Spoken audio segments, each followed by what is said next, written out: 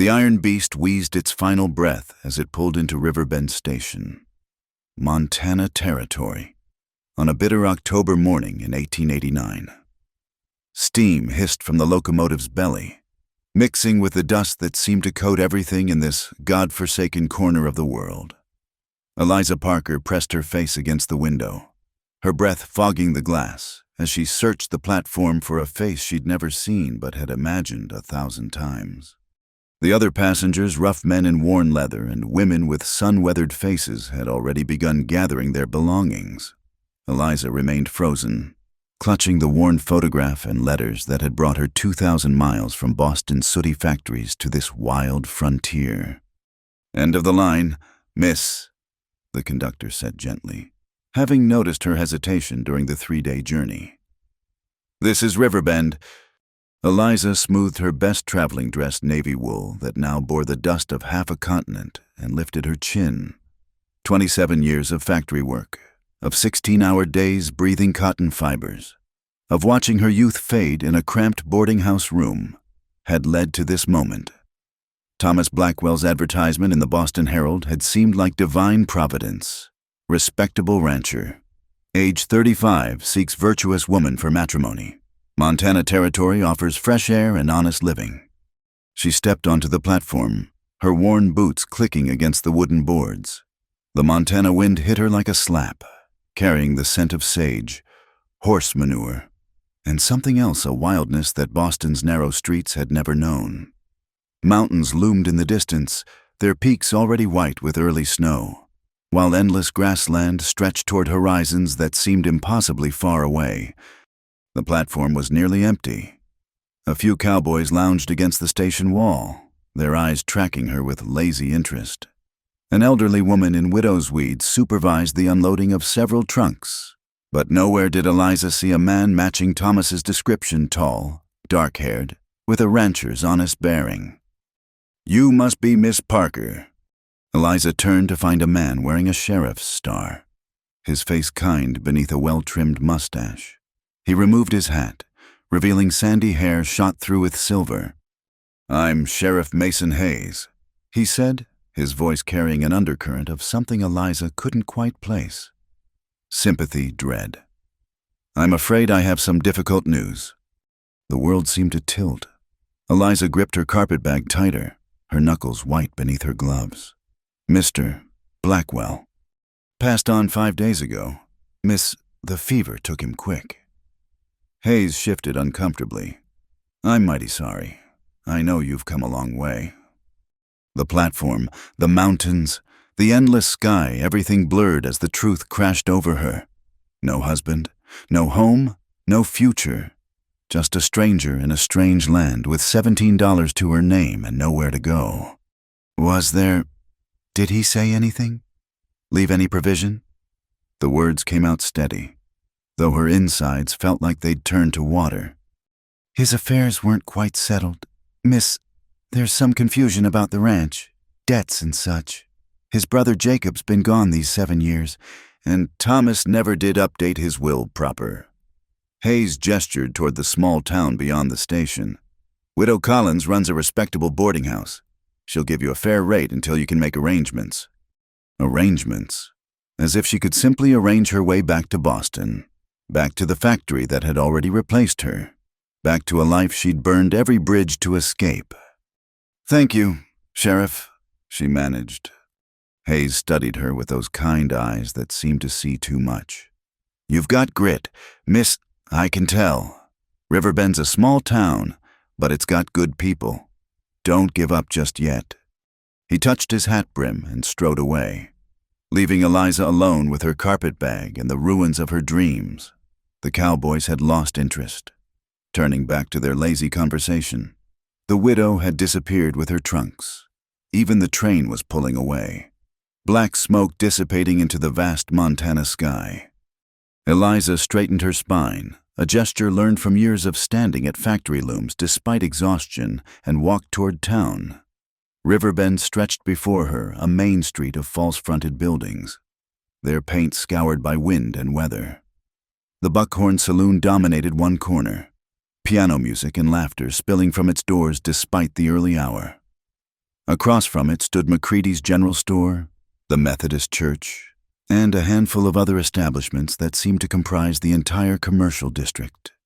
Widow Collins' boarding house sat at the far end of the street, a 2-story clapboard structure that had seen better days but maintained an air of stubborn respectability. The widow herself answered Eliza's knock, a formidable woman in her 60s with iron-gray hair and sharp eyes. "You'll be the mail-order bride," she said without preamble. "Heard about Thomas? Shame. That man should have taken better care of himself, knowing you were coming." The widow's matter-of-fact tone was oddly comforting after the sheriff's sympathy. She showed Eliza to a small room under the eaves, clean, sparse, with a narrow bed and a window overlooking the vast prairie. "$1 a week, includes breakfast and supper.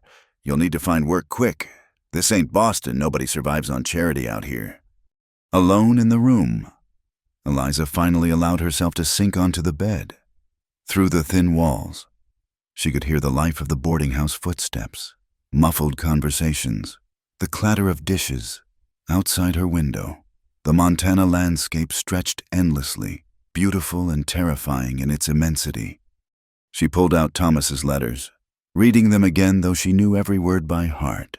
His handwriting was careful, educated, unexpected for a rancher. He'd written of his plans for the ranch, his hopes for a family, his loneliness in the big house his father had built.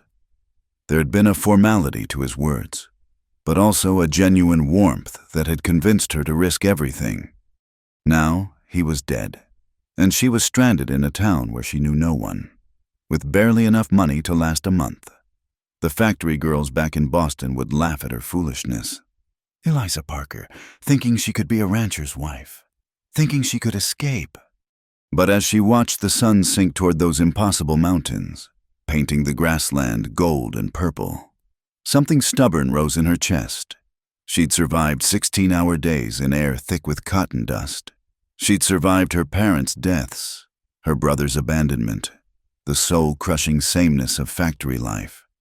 She could survive this too. The next morning, Eliza, dressed in her second-best dress, brown wool, practical and forgettable, and ventured into town. The general store seemed the logical place to start her search for employment. The proprietor, Mr. McCready, was a thin man with nervous hands who looked her up and down like she was goods to be appraised.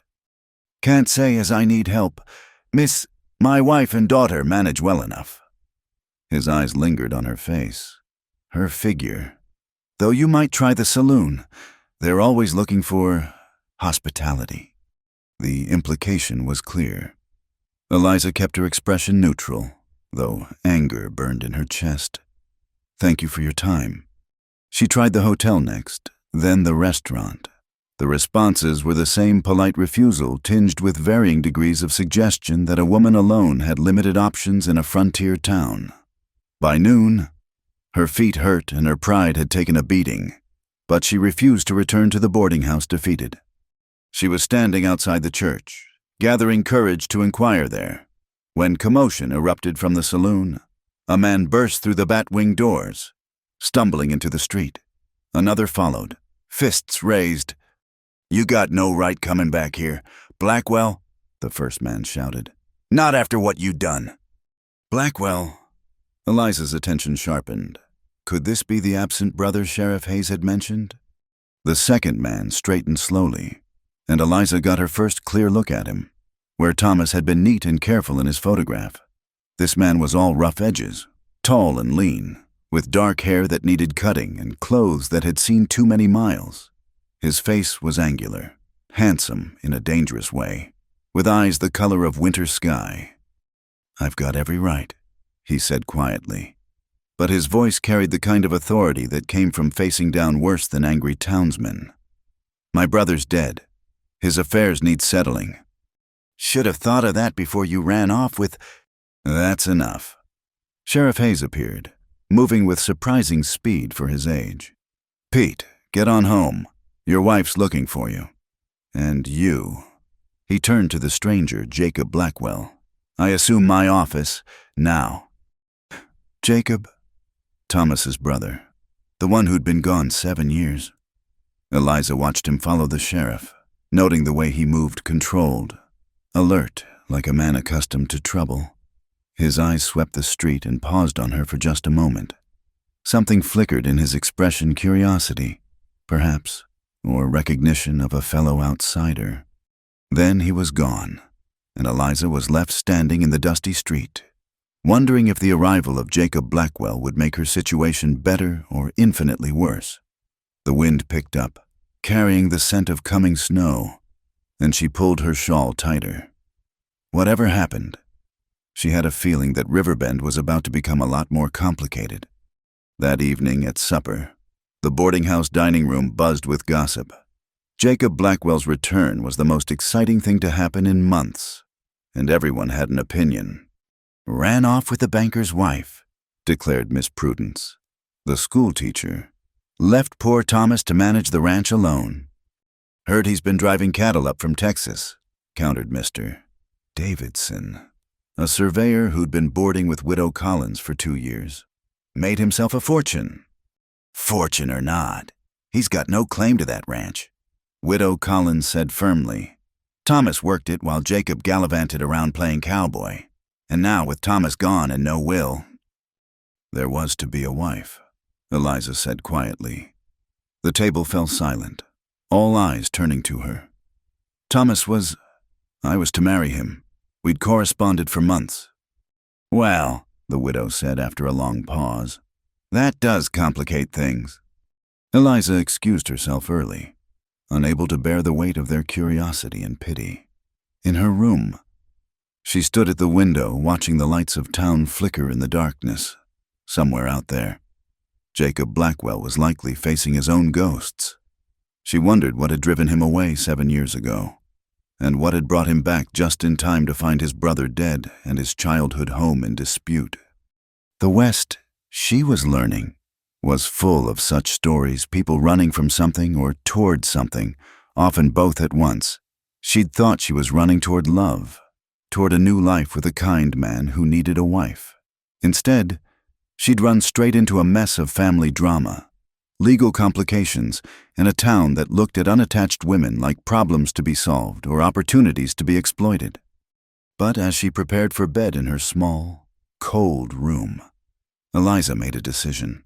She hadn't come this far to give up at the first obstacle. Thomas Blackwell had chosen her, had sent for her. That had to count for something.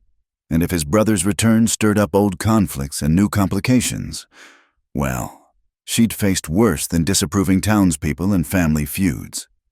Tomorrow, she'd find work. She'd save money. She'd figure out her legal standing regarding Thomas's estate, and she'd survive, just as she always had. The Montana wind howled outside, rattling her window and reminding her how far she was from everything familiar. But for the first time since stepping off that train, Eliza felt a spark of something that might have been hope. Or perhaps it was just the stubborn refusal to let this wild, unforgiving land defeat her. Either way, it would have to be enough. The morning air bit sharp as Eliza made her way down Main Street, her breath forming small clouds in the chill. A week had passed since her arrival, and the whispers followed her like tumbleweeds. The unclaimed bride, she'd heard someone mutter at the general store. Poor thing, came all this way for a dead man. Widow Collins had been kind enough to extend credit for another week's lodging, but her patience wasn't infinite. "A woman's got to make her own way," she'd said that morning. Not unkindly, but with the firmness of someone who'd learned that lesson hard. Eliza had tried everywhere respectable. The school didn't need an assistant. The doctor's wife did her own housekeeping, and the seamstress already had 2 daughters helping with the mending. That left few options for a woman determined to maintain her dignity. She paused outside the Buckhorn Saloon, steeling herself. Not for what they'd first suggested, she'd starve before she'd sink to that, but she'd heard they needed someone to cook for the lunch crowd. Cooking was respectable enough, even in a saloon. The bat-wing doors swung open before she could enter, and Jacob Blackwell stepped out, adjusting his hat against the morning sun. He stopped short when he saw her, those winter blue eyes taking in her worn dress and determined expression. "Miss Parker," he touched his hat brim. Unlike the other men in town, his gaze didn't linger where it shouldn't. I heard about your situation. I'm sorry about my brother. Thank you. She kept her voice steady, though being this close to him was unsettling. He smelled of leather and horse, with something wild underneath, like wind across endless grassland. Though I suppose we're both dealing with his loss. Something flickered in his expression. Tom and I, we hadn't spoken in years. My fault, mostly. He paused, seeming to weigh his words. He mentioned me in his letters to you. Only that he had a brother who'd left. She studied his face, searching for resemblance to the photograph she'd carried across the country, where Thomas had been neat and controlled. Jacob was all sharp angles and restrained energy, like a hawk forced to walk among chickens. That's Tom. Never one to speak ill. His laugh held no humor, even when there was plenty ill to speak. Before Eliza could respond, Sheriff Hayes appeared around the corner. Morning, Miss Parker, Jacob. His keen eyes moved between them. Everything peaceful here. Peaceful as a grave, Jacob said dryly. I was just leaving. He strode away without another word, his boots raising small puffs of dust. Eliza watched him go, noting the way townspeople stepped aside, some with fear, others with barely concealed curiosity. Don't mind him, Hayes said. Jacob's got his own ghosts to wrestle. You heading into the saloon? Heat rose in her cheeks. They might need a cook. Might at that. Sam runs a cleaner establishment than most. You'll be safe enough. He studied her with those two knowing eyes. You got grit, Miss Parker. That counts for something out here. The saloon's interior was dimmer than expected, sunlight filtering through windows hazed with smoke and dust. A few early patrons nursed drinks at scarred wooden tables. Behind the bar, a massive man with graying whiskers polished glasses with practiced efficiency. We're not hiring entertainment, he said without looking up. I'm here about the cooking position. That got his attention. Sam, for this, had to be the proprietor Hayes mentioned, looked her over with a more professional assessment. You can cook. I managed meals for 12 women in my boarding house in Boston. I'm not fancy, but I'm reliable. Lunch crowd gets rough. Miners, cowboys, men who haven't seen a decent meal in weeks. They get rowdy. I've worked 16-hour shifts in a cotton mill with machines that could take your arm off if you blinked wrong.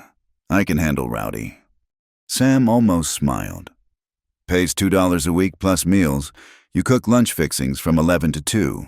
Help clean up after. No serving drinks. No socializing with customers. Kitchen's through there.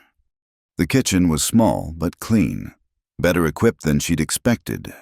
Within an hour, she'd negotiated a slightly better wage and started preparing for the lunch crowd. Beef stew, cornbread, beans, simple fare that would fill hungry bellies. By noon, the saloon was packed. Eliza worked steadily, ladling out portions while Sam's nephew Edgar ferried plates to tables. She kept her head down, focused on the work, but couldn't help overhearing the conversations. Blackwell's back for good, they say. Heard he made a fortune down in Texas. Fortune or not, he's got no right to that ranch. Tom left it to his bride. Didn't he? What bride? She never married him. Eliza's hand stilled on the ladle. She'd wondered about her legal position, but hearing it discussed so baldly stung. In the eyes of the law and the town, she was nothing to Thomas Blackwell. Just a woman who'd traveled 2,000 miles for a promise that died with the man who made it. That true. She looked up to find Jacob Blackwell at the serving window. He must have come in while she was distracted. Up close, she could see the fine lines around his eyes, the sun-weathered skin that spoke of years under open sky. Is what true? She kept her voice neutral, professional. That Tom left the ranch to you. I don't know what Thomas left to anyone. The ceremony never happened. She ladled stew into a bowl, handed it through the window. That'll be 15 cents. He placed a quarter on the counter. Keep the change, and for what it's worth. I'm not here to take anything from you. Ranch is mortgaged to hell anyway. Tom was a better man than a businessman. He was prepared to marry a stranger to save it. That speaks to desperation more than poor business sense. Jacob's eyebrows rose. You always this direct. I found it saves time. She turned to the next customer, effectively dismissing him, but she could feel his gaze lingering before he moved away. The lunch rush eventually ebbed, leaving Eliza exhausted but satisfied. She'd earned a half-day's wages and proved she could handle the work. As she cleaned the kitchen, Sam appeared in the doorway. You did good today. Those miners actually said please for once. He leaned against the doorframe, massive arms crossed. Word of advice. Though Jacob Blackwell's got a reputation. Some earned, some not. But a woman in your position needs to be careful about appearances. I served him stew, not my virtue. Sam chuckled. Fair enough, but this town loves its gossip. And you're already prime material. The mail-order bride with no groom, now slinging hash in a saloon. Add Jacob to that story, and tongues will wag themselves raw. She understood the warning and appreciated it, even as it rankled. In Boston, she'd been invisible, just another factory girl in a sea of gray. Here, every move was scrutinized, judged, filed away for future discussion. That evening, the boarding house dining room was abuzz with fresh gossip. Eliza tried to eat quietly, but Miss Prudence couldn't resist. Working in a saloon now. Miss Parker, how unconventional. Honest work is honest work, Widow Collins said sharply. Better than starving or worse. Still, one must consider one's reputation, especially given the circumstances. Miss Prudence's tone dripped false sympathy. Though I suppose options are limited for a woman in your position. My position, Eliza said carefully, setting down her fork. Is that of a woman who came here in good faith to marry a man who died before I arrived? I'm now earning my own way while I determine my next steps. I fail to see how that warrants anyone's condescension. Silence fell over the table. Mr. Davidson cleared his throat. Heard Jacob Blackwell was in the saloon today. Along with half the town, Eliza replied. It was quite busy. He's been asking questions. The surveyor continued. About Tom's finances, his plans. Seems the ranch situation is more complicated than anyone thought. How so? Widow Collins asked. Well, there's the mortgage, for one. But also seems Tom had some other debts. Gambling debts, some say. Thomas didn't gamble. The words were out before Eliza could stop them. Everyone turned to stare. In his letters, he spoke strongly against it. Said it was the ruin of many good men. People say lots of things in letters, Miss Prudence observed. Especially to women they're trying to impress. Eliza excused herself, appetite gone. In her room, she pulled out Thomas's letters again, reading them with new eyes. Had she been naive to trust the words of a stranger? But no, there'd been a genuineness to his writing, a careful honesty that rang true even now. A soft knock interrupted her thoughts. Widow Collins entered without waiting for permission, closing the door behind her. Don't let Prudence bother you. She's bitter about her own circumstances and spreads it around like manure. The widow sat on the room's single chair with a grunt. But there's something you should know about the Blackwell brothers. Eliza waited, sensing this was important. 7 years ago, Jacob was engaged to Catherine Morrison, banker's daughter, prettiest girl in 3 counties. The wedding was all planned. Then one day they both up and disappeared. Together. The implication was clear. He ran off with his brother's fiancée. No, child. Catherine wasn't Tom's girl. But Tom loved her too, everyone could see it. When Jacob and Catherine ran, it broke something between those boys. Tom never spoke of it, but he changed. Got harder, more closed off. Started working himself to death on that ranch. What happened to Catherine? Dead, caught fever somewhere down in Kansas. They say Jacob drifted after that cattle drives, range work. Some say worse. Tom never forgave him. Not for taking Catherine. but for getting her killed. Eliza absorbed this information, pieces of the puzzle clicking into place. Why are you telling me this? Because Jacob Blackwell's back, and whatever his reasons, it's stirring up old pain.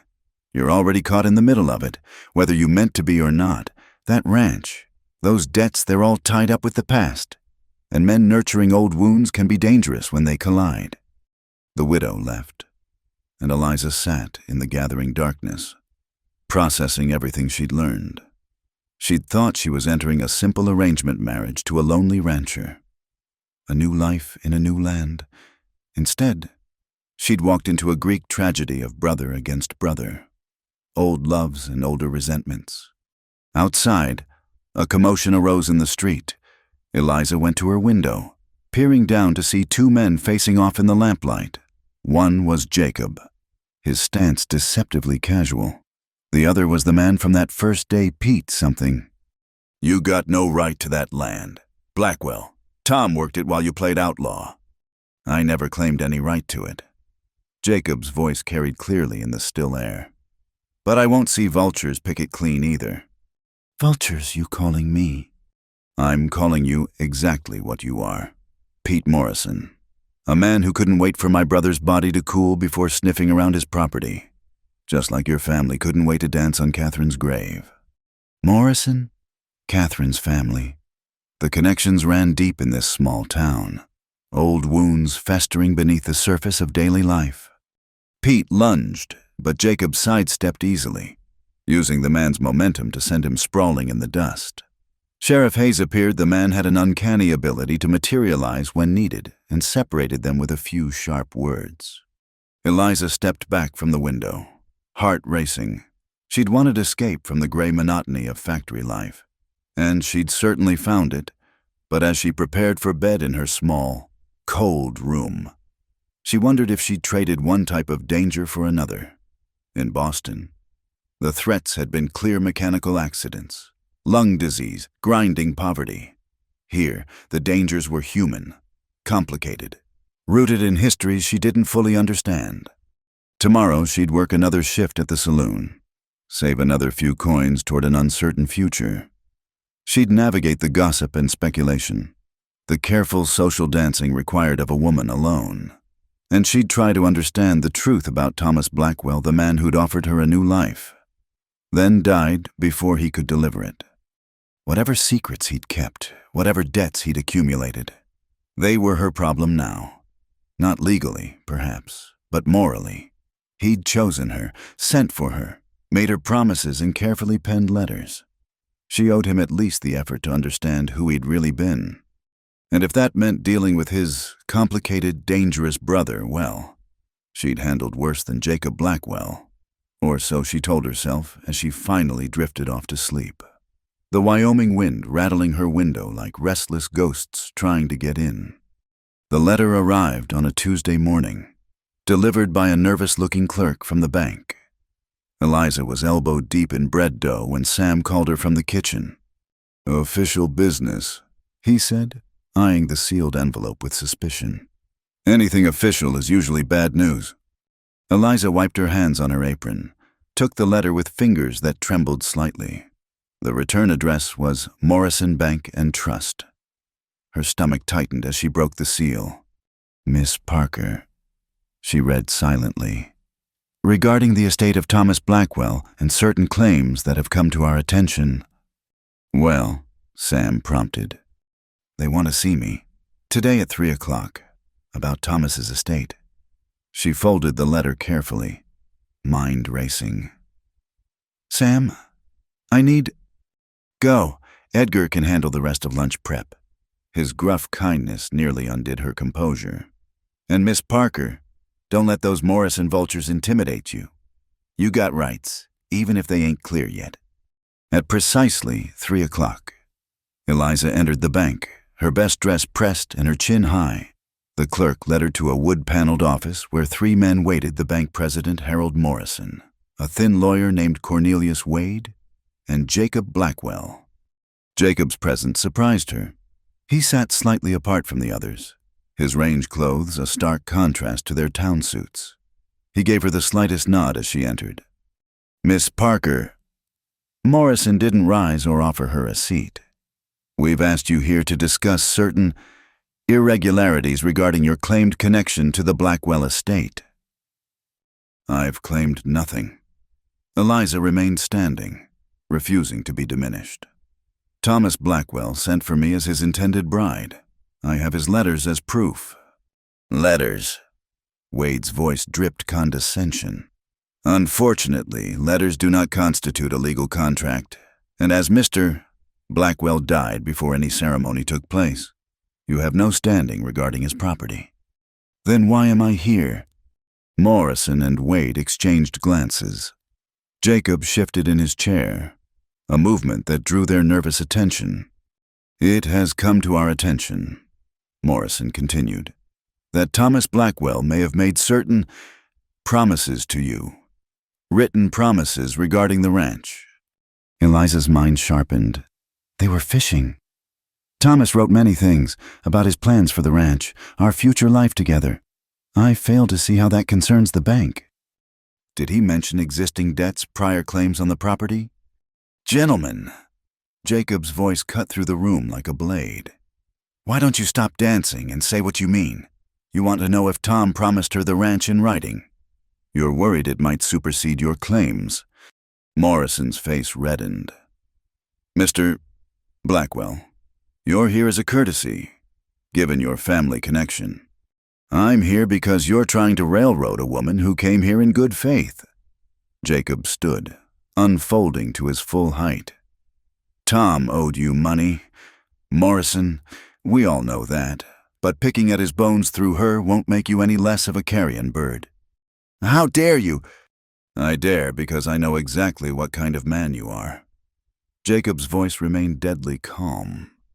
"The kind who'd extend credit to a desperate man at terms that would make a rattlesnake blush. The kind who's been waiting for a chance to get his hands on Blackwell land for 20 years.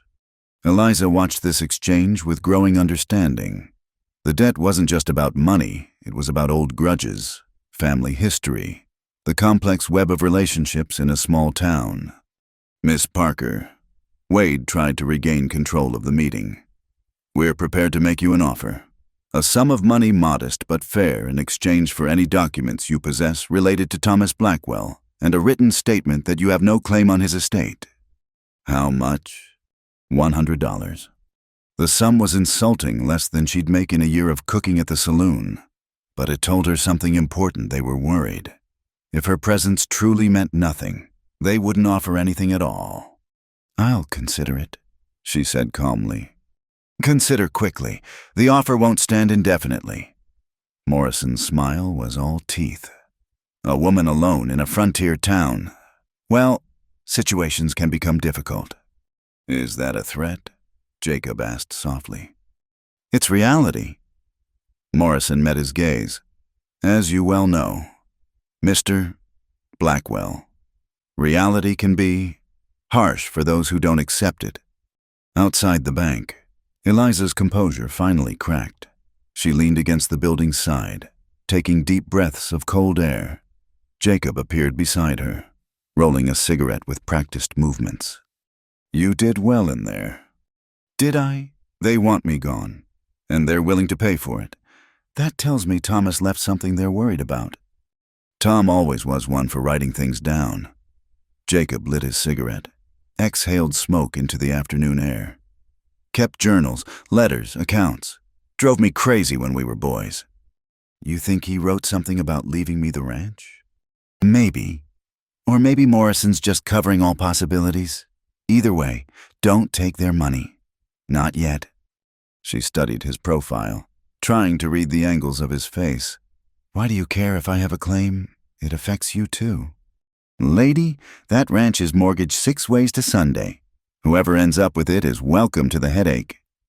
He flicked ash from his cigarette. "But Tom chose you for a reason.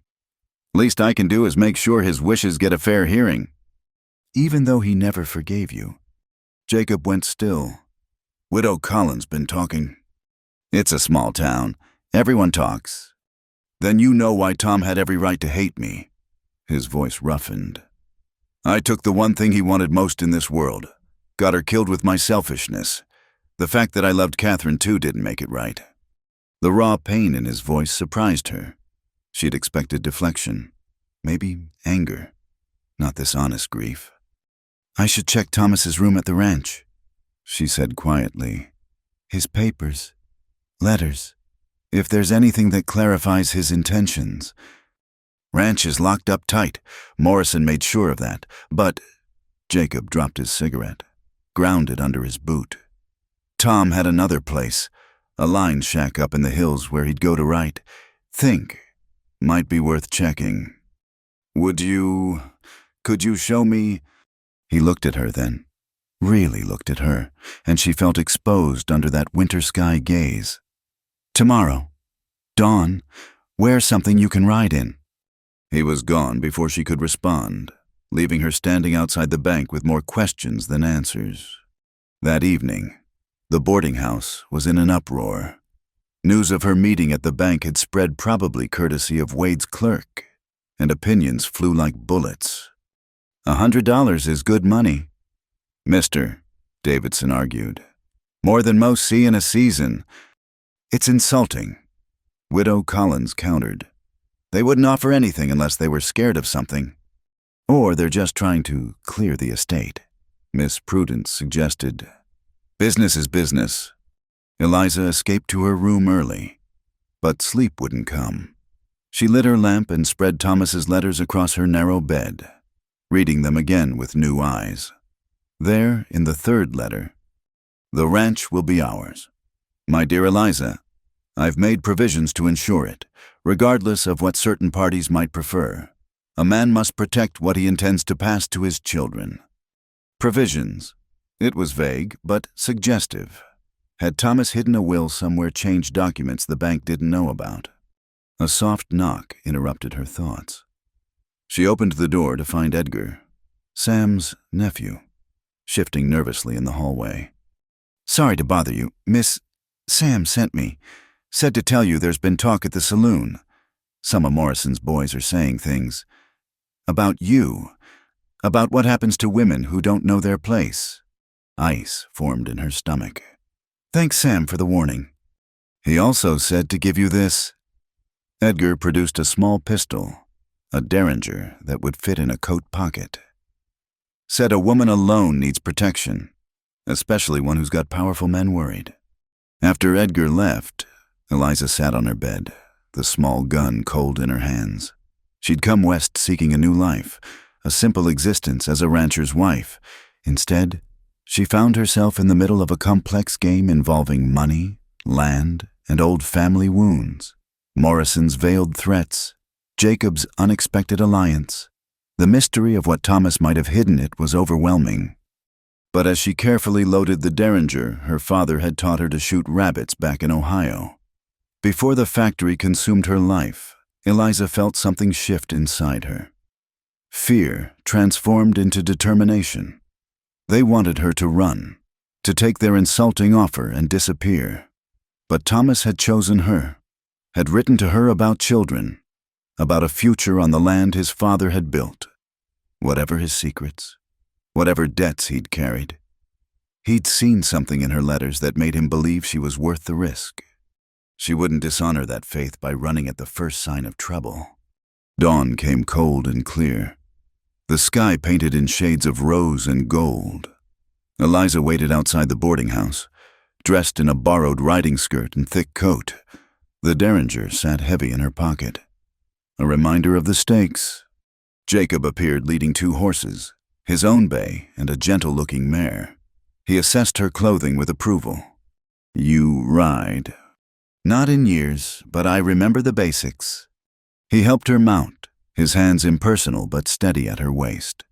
They rode in silence through the sleeping town, then out into the vast grassland beyond. The mountains loomed ahead, their peaks catching the first full light of day. Despite everything, Eliza felt her heart lift. This was what she'd dreamed of back in Boston, this endless sky, this freedom of movement, this air that didn't taste of coal smoke and desperation. Tom used to come out here to think, Jacob said eventually. guiding them toward a line of cottonwoods that marked a small creek. Said it helped him see clear. You two were close. Once. As boys, yeah, Tom was the steady one. I was wild. Drove our PA crazy. His smile was tinged with sadness. Should have stayed that way. They climbed into the foothills, following a trail that was barely more than a deer path. The horses picked their way carefully over rough ground, and Eliza found herself trusting the mare's judgment. After an hour of steady climbing, they reached a small cabin nestled against a rock face, nearly invisible until they were upon it. Line shack, Jacob explained, dismounting. Cowboys use it during roundup, but Tom made it his own. Inside, the cabin was sparse but clean.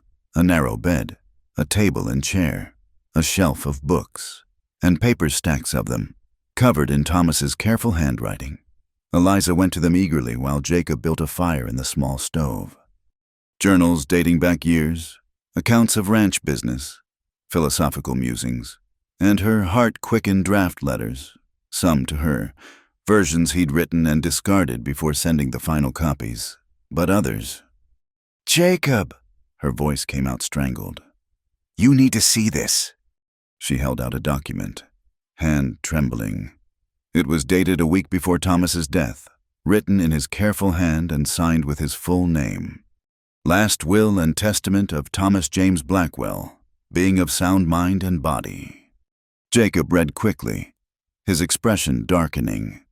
He left it all to you, the ranch, the stock, everything, to Miss Eliza Parker, my intended bride, who has shown me through her letters that she possesses the strength and wisdom to be a true partner. But that wasn't what had made Eliza's blood run cold. It was the next paragraph. Should any harm come to Miss Parker before our marriage, or in the year following my death, all property reverts to my brother Jacob Blackwell, with the provision that he use it to investigate and prosecute those responsible for her harm. They stared at each other across the small cabin, understanding dawning. He knew, Eliza whispered. Thomas knew someone might try to hurt me. Morrison, Jacob said grimly. Tom knew Morrison would do anything to get that land. It's not just about leaving you the ranch. It's protection. Morrison can't touch you without making me his enemy and giving me the resources to come after him.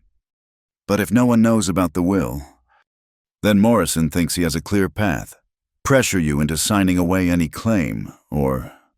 He didn't finish, but the implication hung heavy between them. Eliza sank into the chair, overwhelmed. Thomas careful. Thoughtful Thomas had tried to protect her even from beyond the grave, but his protection depended on this will being known, recognized, enforced. There's more, Jacob said, still reading. A letter, addressed to you. With shaking hands, she took the sealed envelope he offered. Her name was written across it in Thomas's hand. Inside, a single sheet. My dearest Eliza, if you are reading this, then my fears have come to pass, and I am gone before we could wed. Know that in our brief correspondence, you brought light to a life that had grown too shadowed. Your strength, your honesty, your refusal to accept the limitations others would place upon you, these qualities convinced me you were the partner I needed. The ranch is yours by right, as my chosen bride, but beware those who would take it from you. Trust my brother Jacob. Despite our differences, he is a man of honor when cornered into it. Fight for what I could not protect. Make the life we dreamed of, even if I cannot share it, with all my devotion. Thomas. Tears ran down her face as she read.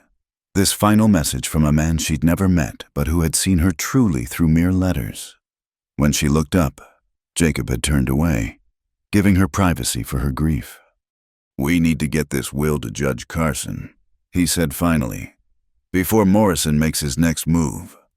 Will the judge honor it, an unsigned woman inheriting over blood family?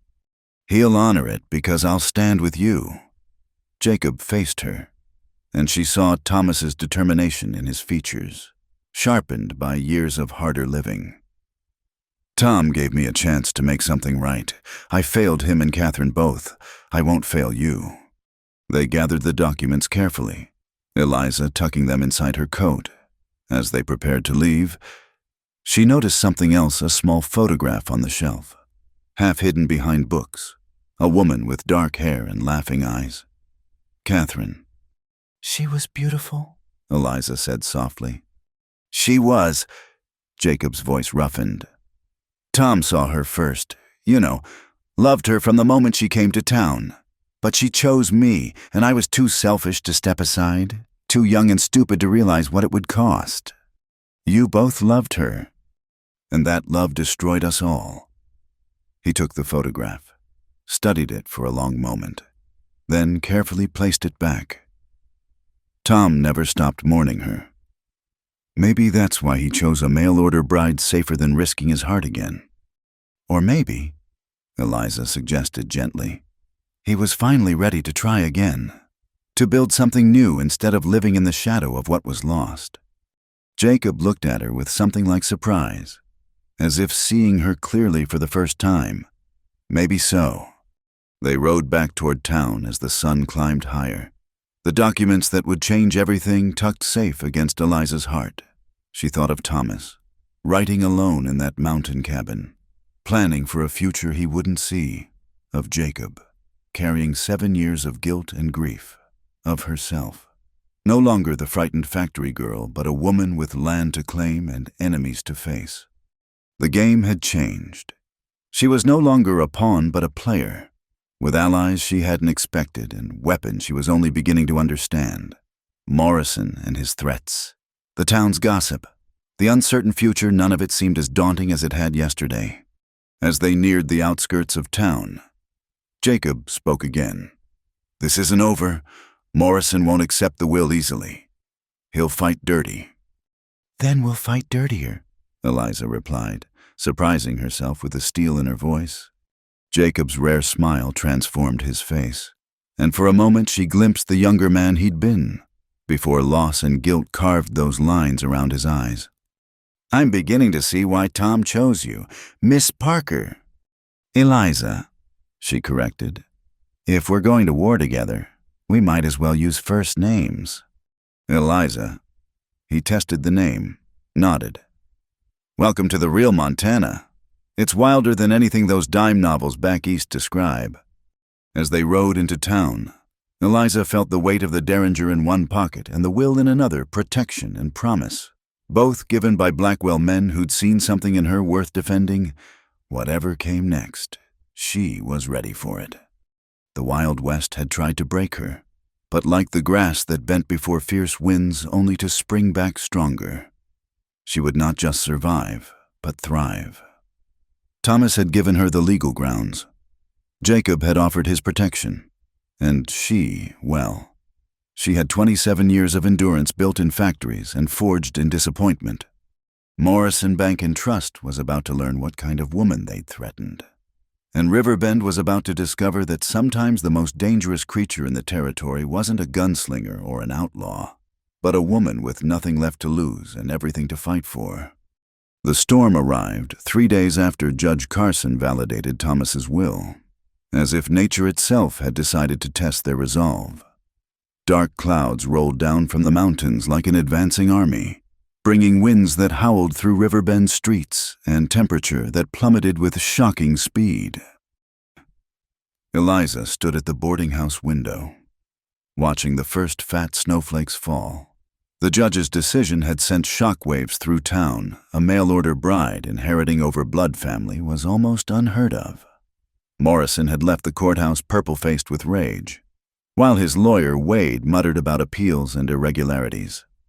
"You can't stay here when the worst hits," Widow Collins said from behind her.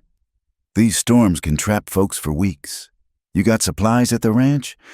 "I don't know. I haven't been out there yet." The thought of Thomas's house, her house, now still felt surreal. Jacob's been staying there, fixing what needs fixing. But a place needs more than repairs to weather a storm like this. The widow studied the darkening sky with experienced eyes. "You'd best get out there before travel becomes impossible. Take what supplies you can." Within an hour, Eliza had gathered what she could carry: preserved foods, candles, medical supplies. Sam had pressed a sack of coffee and dried beans on her, refusing payment. "Ranch folks help each other," he'd said gruffly. "You're one of us now." Jacob appeared with a wagon as the wind picked up strength, snow already dusting his shoulders. "We need to move. This is going to be a bad one." The ride to the ranch was treacherous, visibility dropping by the minute. Eliza huddled beside Jacob on the wagon seat, grateful for his steady hands on the reins. The horses knew the way, but even they struggled against the rising wind. "Why didn't you warn me earlier?" she shouted over the storm. "Didn't think it would hit this fast. Weather out here turns on a dime." He squinted through the snow. "Almost there." The Blackwell Ranch materialized from the white like something from a dream. A 2-story house with a wraparound porch, solid and welcoming despite its weathered state. Outbuildings huddled nearby: barn, smokehouse, what looked like a bunkhouse. Everything Thomas had written about, waiting for a bride who'd arrived too late. They rushed to unload supplies while the horses stamped nervously. Inside, the house was cold but dry, smelling of wood polish and emptiness. Jacob had clearly been working. Repairs were evident everywhere, from patched walls to a restocked wood pile by the massive fireplace. "I'll get the fire going," he said. "You should look around. Get familiar with the place. It's yours now."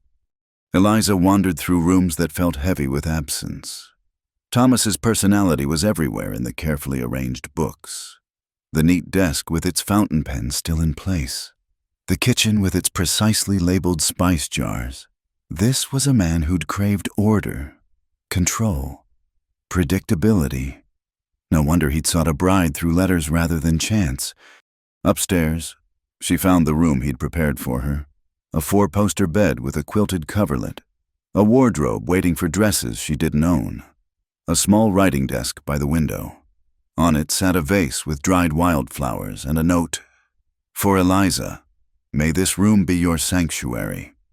Tears stung her eyes. Even in death, Thomas's thoughtfulness reached out to comfort her. "Eliza," Jacob's voice carried urgency. "Need help with the stock." She flew downstairs to find him struggling into a heavy coat. "Cattle are scattered. If we don't get them into shelter, we'll lose half the herd." "Tell me what to do." He looked at her city clothes, seemed about to protest, then noticed the determination in her eyes. "There's gear in the mudroom. Bundle up tight." Minutes later, wrapped in Thomas's old ranch coat and borrowed boots, Eliza followed Jacob into the white fury outside. The world had vanished. No mountains, no grassland, just howling white in every direction. "Stay close," Jacob shouted. "Easy to get lost out here." They found the cattle huddled against a fence line, snow already building on their backs. Jacob whistled and called, his voice somehow carrying over the wind. Eliza helped drive them toward the barn, learning quickly to anticipate their movements, to use her body to guide them without spooking them. It was brutal work. The cold bit through every layer of clothing. Snow stung exposed skin like needles, and the cattle were stupid with fear. More than once, Eliza found herself face down in a drift, struggling to rise while Jacob hauled panicked animals to safety. "Last group," he yelled, pointing to shadows in the white. "Then we get inside." These cattle were younger, more scattered. As Eliza moved to flank them, her foot found a hidden depression. She went down hard, ankle twisting. Pain shot up her leg as she tried to stand. Jacob was beside her instantly. "Bad." "I can manage." She gritted her teeth, forced herself upright. "Get the cattle." Hang the cattle. But he knew she was right. These animals were their livelihood, her livelihood now.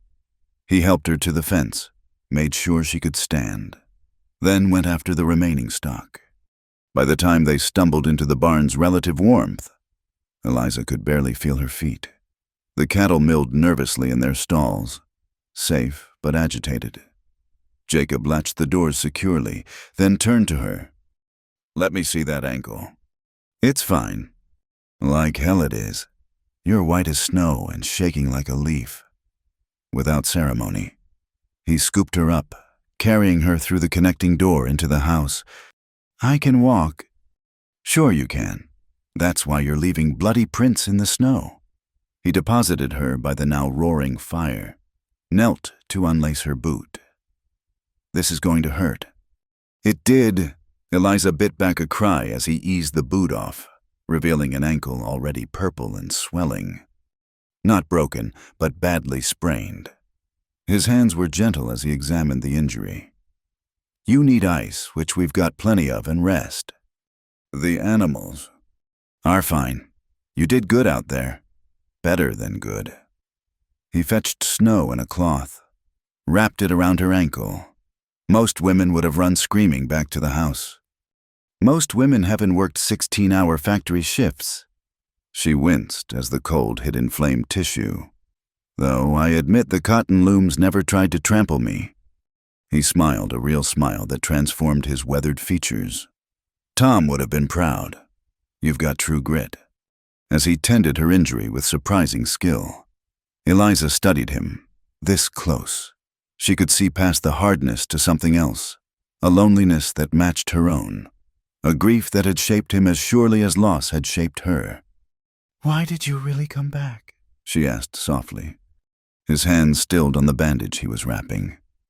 Tom wrote me, month before he died, said he'd found someone, was getting married, asked me to come to the wedding.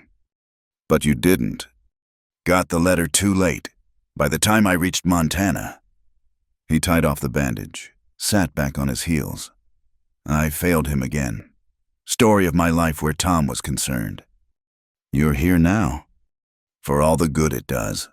He stood, moved to tend the fire. He's still dead, and you're stuck with a ranch you never wanted in a town full of vultures. I wanted it. The words surprised them both. Not like this, but I wanted the life Thomas offered. A partnership, a purpose, somewhere to belong. She gestured at the room around them, shadows dancing in the firelight. This is more home than I've had since my parents died.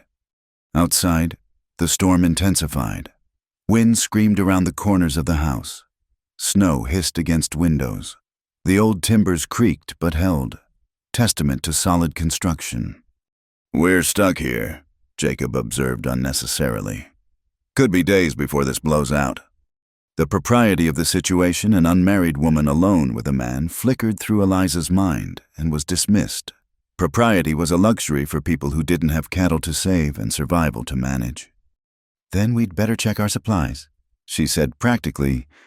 They worked together, taking inventory. The pantry was well stocked, Jacob had seen to that, but water would be an issue if the pump froze.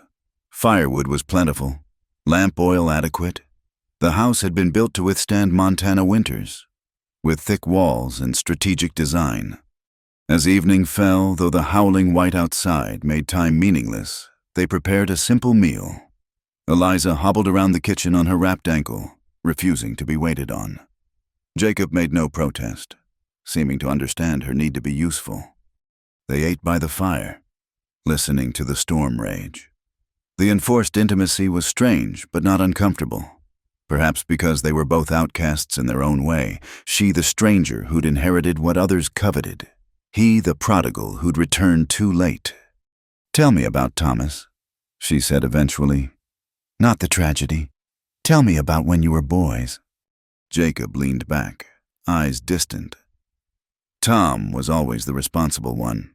I'd want to race horses. He'd check their hooves first. I'd plan elaborate pranks. He'd calculate the consequences. A smile ghosted his lips. Drove me crazy. But he was also the one who'd lie to Pa when I snuck out, who'd share his dinner when I'd gambled mine away. Best brother a wild kid could ask for. What changed you made you wild? I mean, who says anything made me? Maybe I was born restless. But his eyes darkened. Pa was hard man. Wanted sons who'd follow orders, build his empire. Tom could play that game. I couldn't. Every rule felt like a rope around my neck. So you cut them all. Every last one. And look what it got me. He gestured at the storm outside. 7 years of drifting, a dead woman I loved, a brother who died hating me. He didn't hate you. Eliza pulled out Thomas's final letter, showed him a passage she'd memorized. Tell Jacob I forgive him, if he'll accept it. We loved the same woman. How could I hate him for having the same taste as me? I only wish we'd both loved her less selfishly. Jacob read the words several times, jaw tight. When he looked up, his eyes were bright with unshed tears. He always was better than me.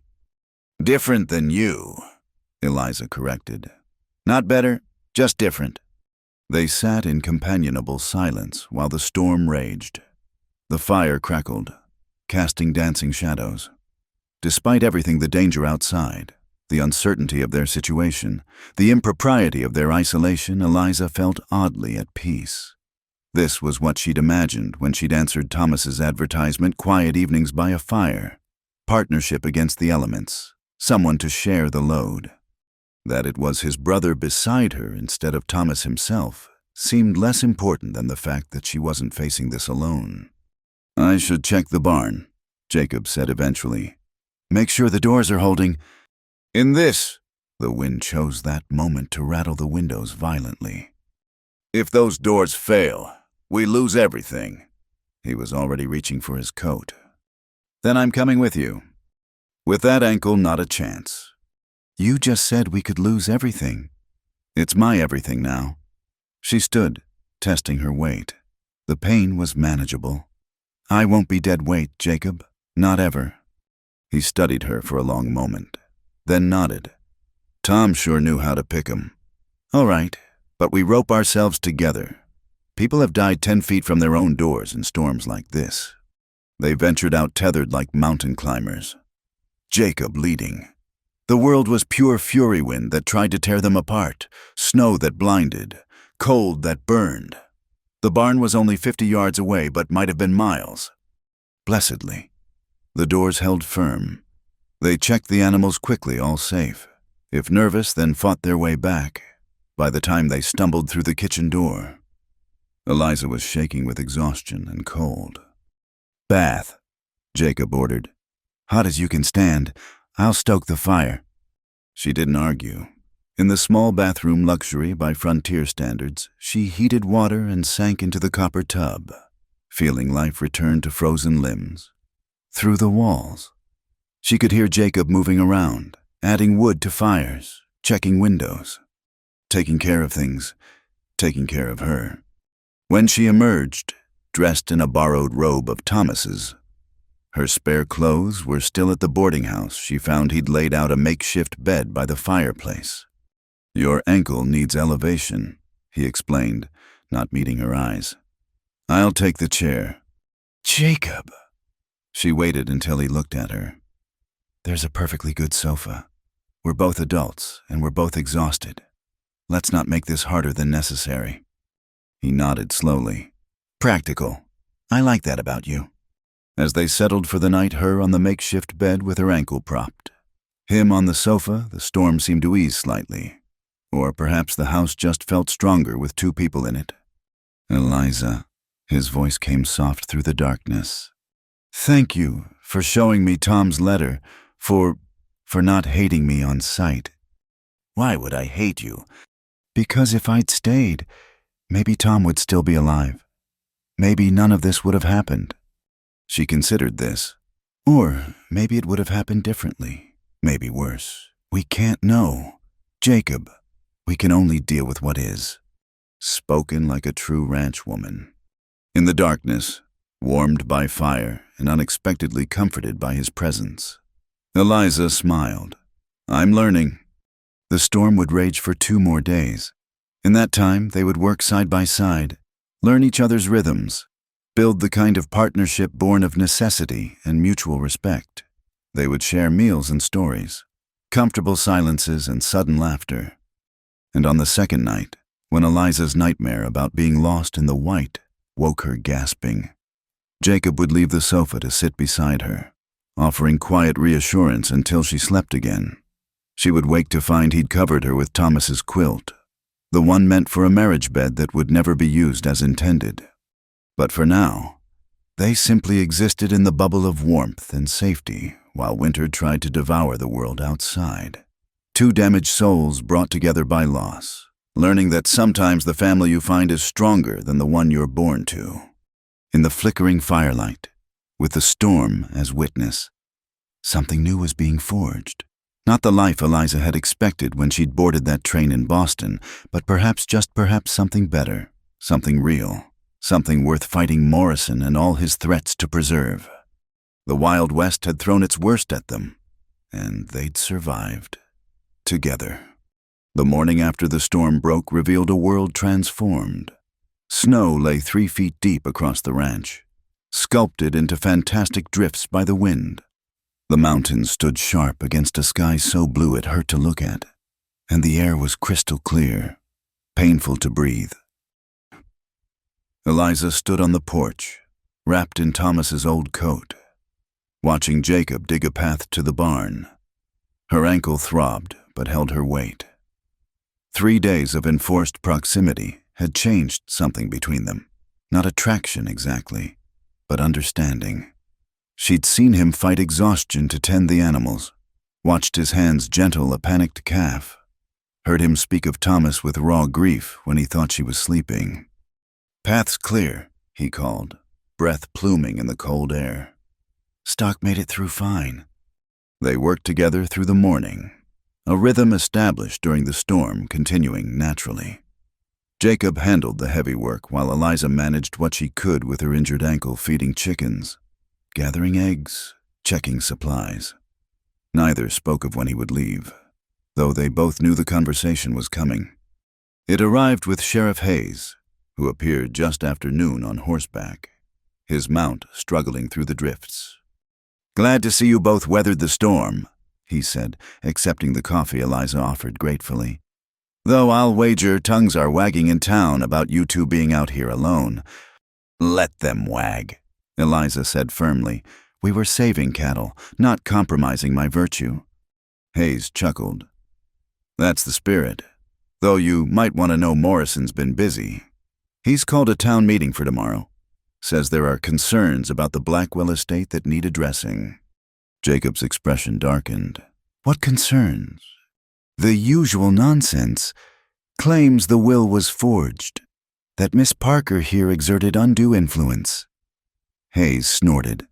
"Hard to influence a man from 2,000 miles away, but Morrison's hoping emotion will override logic." "Then we'll be there," Eliza said, "with the will in every letter Thomas wrote me." "Good. Show strength." Hayes set down his cup, grew serious. "There's more. Pete Morrison was in the saloon last night, deep in his cups. Said his uncle has plans to make you see sense one way or another." The threat hung in the air like ice crystals. Jacob's hand moved instinctively toward his hip, where a gun would hang if he were wearing it. "I'll stay," he said quietly, "until this is settled." Eliza felt relief and something else, a warmth she didn't care to examine too closely. "The bunkhouse is habitable. You'd have privacy." "I don't need privacy. I need you safe." The words came out rougher than perhaps he'd intended. "Tom asked me to come for his wedding. Least I can do is see his bride secure in what he left her." After Hayes departed, they prepared for battle in their own ways. Eliza organized Thomas's papers with meticulous care, reading through his journals to understand the ranch's finances. The picture that emerged was complex, yes. There was debt to Morrison's bank, but also contracts for cattle sales, agreements with the railroad, assets that made the ranch valuable beyond its acreage. He was building something, she told Jacob over dinner. Not just maintaining his father's legacy, but expanding it. These contracts, if honored, would clear the mortgage within 2 years. If honored. Jacob pushed food around his plate. "Morrison owns pieces of half the businesses in town. He can make those contracts disappear. Then we need leverage of our own." She thought of her father, a small-town lawyer before drink took him. Morrison's bank are all his dealings above board. A slow smile spread across Jacob's face. "Now you're thinking like a Blackwell?" Tom kept records of everything, including some interesting loans Morrison made over the years. Loans to desperate men at impossible terms. They spent the evening going through Thomas's files, finding pattern after pattern of predatory lending.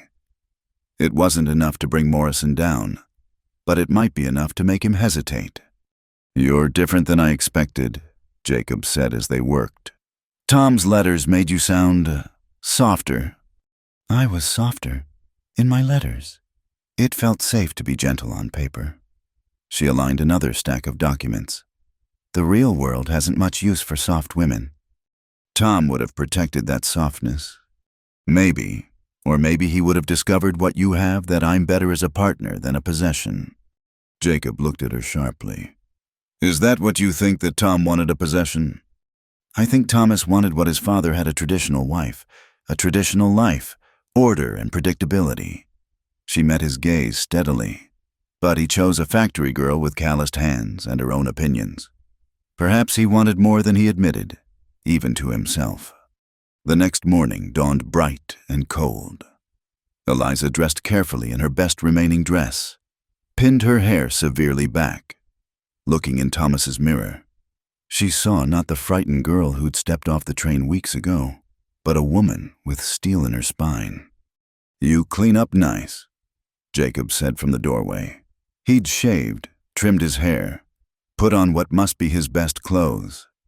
The transformation was striking. Suddenly she could see the respectable rancher's son beneath the trail-worn exterior. "You're not so bad yourself." She pinned Thomas's mother's brooch found in his desk to her collar. "Shall we go face the wolves?" The ride to town was quiet, both lost in thought. As they neared Riverbend, Eliza felt Jacob tense beside her. This was his first real return to society since coming back, and old wounds would be waiting. The town hall was packed. It seemed every soul in 50 miles had come to witness the drama. Eliza recognized faces from the saloon, the boarding house, the shops. Some looked sympathetic, others curious, many hostile. Morrison stood at the front, every inch the successful banker. His nephew Pete flanked him, along with several hard-looking men Eliza didn't recognize.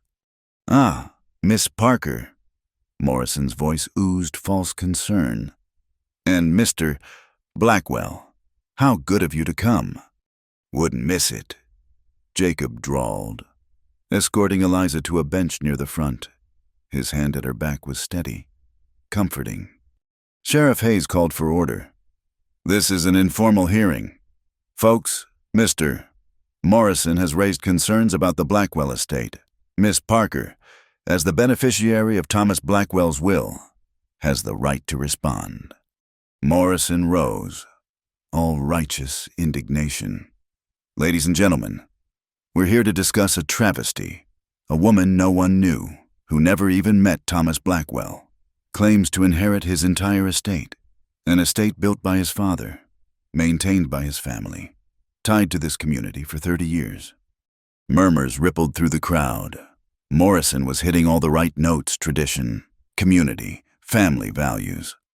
"Furthermore," he continued, "there are questions about this alleged will. Thomas was ill when he died, fevered. Could such a man make sound decisions about his property?" "He wasn't fevered when he wrote the will," Eliza said clearly, standing. "It's dated a week before his death, when he was in perfect health." "So you say, but where are the witnesses? Where is the legal counsel?" Morrison spread his hands. "A dying man, manipulated by letters from a desperate woman." "Careful, Morrison." Jacob's voice cut through the room like a blade. "You're talking about my future sister-in-law." The phrase hung in the air. Sister-in-law. As if Thomas were still alive. As if the marriage had taken place. "Your brother is dead," Pete Morrison snarled. "And this woman is nothing to your family." "She's everything to my family," Jacob replied, standing slowly. "She's the woman Tom chose, the woman he trusted with his legacy. That makes her a Blackwell in every way that matters." Eliza felt tears prick her eyes, but kept her voice steady. "Mr. Morrison questions the will. Very well. She pulled out the document, along with Thomas's letters. Here is the will, in Thomas's hand. Here are his letters, showing clear intent over months of correspondence. And here, she produced another set of papers, are the ranch's financial records, showing why Mr. Morrison is so eager to claim it. She read selected entries, showing the ranch's increasing value, the contracts that would soon pay off the mortgage. Mr. Morrison stands to lose a profitable loan if the ranch succeeds. Is it any wonder he questions the will? How dare you? Morrison started forward, but Hayes stepped between them. Let's all calm down, the sheriff said firmly. Miss Parker, do you have anything else to say? Eliza looked around the room, meeting hostile and sympathetic gazes alike. I came here for a new life, to marry a good man, work beside him, build something lasting. Thomas Blackwell's death robbed me of that dream, but it didn't rob me of my right to try. He chose me. He provided for me. I intend to honor that trust by making his ranch everything he envisioned. Pretty words, Morrison said coldly. But this is about law, not sentiment. Then let's talk law, a new voice said from the back. Everyone turned to see Judge Carson entering, his presence commanding immediate respect. I've reviewed the will. It's legal and binding. Miss Parker inherits. But, however, the judge continued, given the unusual circumstances, I'm placing a condition. Miss Parker must prove she can run the ranch.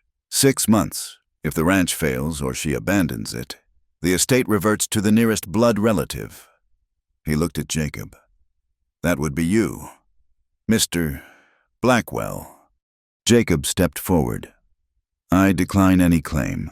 If Eliza Miss Parker fails, the ranch goes to the town, to be sold for the benefit of the school and church. Gasps echoed through the hall.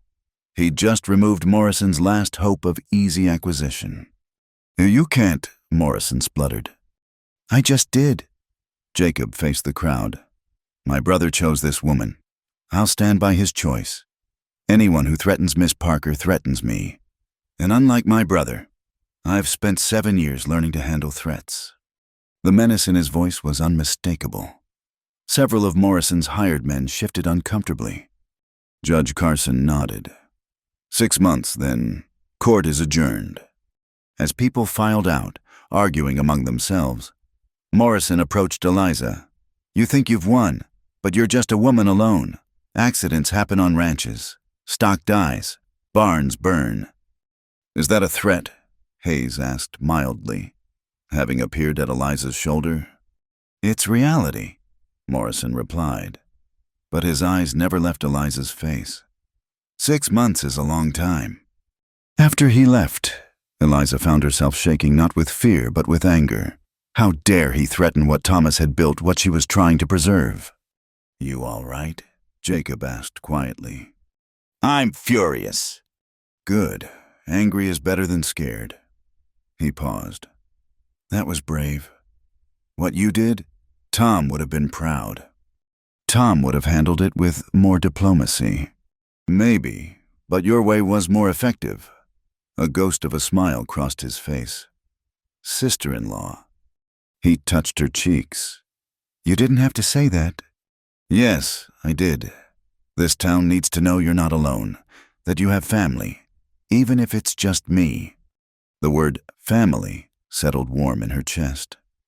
They walked out together, facing the curious stares and whispered comments. Some people nodded respectfully, others turned away, but Widow Collins caught Eliza's arm. You did well, girl. Showed them you're not running scared. She lowered her voice. Watch yourself, though. Morrison plays dirty when cornered. Outside, the winter sun was already sinking toward the mountains as they prepared for the ride home. When had the ranch become that Eliza saw Pete Morrison talking urgently with several rough-looking men? Trouble, Jacob murmured, following her gaze. Let them come. Eliza surprised herself with the steadiness of her voice. I've got 6 months to prove myself. I don't intend to waste a single day. They rode out of town side by side, aware of watching eyes but unbowed. The ranch waited, covered in snow but solid, real. Thomas's dream and now hers. "Thank you," she said as they neared home, "for standing with me, for giving up your claim." "I didn't give up anything. That ranch killed my father with its demands, drove me away with its expectations. Tom was the only one who ever loved it proper." He glanced at her. "Now you do too. I can see it. It's not just the ranch," Eliza admitted. "It's what it represents. A chance to build something, be something more than just another factory girl. Thomas saw that possibility in me. I won't let him down." "You won't," Jacob said with quiet certainty.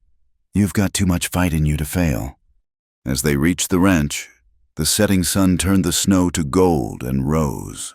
The house stood strong against the winter landscape, smoke rising from chimneys Jacob had kept burning. It looked like what it was, a place of refuge, of possibility, of battles yet to be fought. 6 months to prove herself worthy of Thomas's trust. 6 months with Morrison and his threats circling like wolves. 6 months of winter giving way to spring, of learning the rhythms of ranch life, of transforming from an Easterner to a true woman of the West. Eliza climbed down from the wagon, her ankle protesting but holding. She looked up at the house Thomas had prepared for her.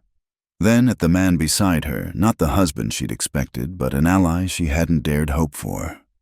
"We'd best get started then," she said. "Morning comes early on a ranch." Jacob's rare smile warmed his entire face. "Yes, ma'am, it surely does." They walked into the house together as darkness gathered, ready for whatever battles the coming months would bring.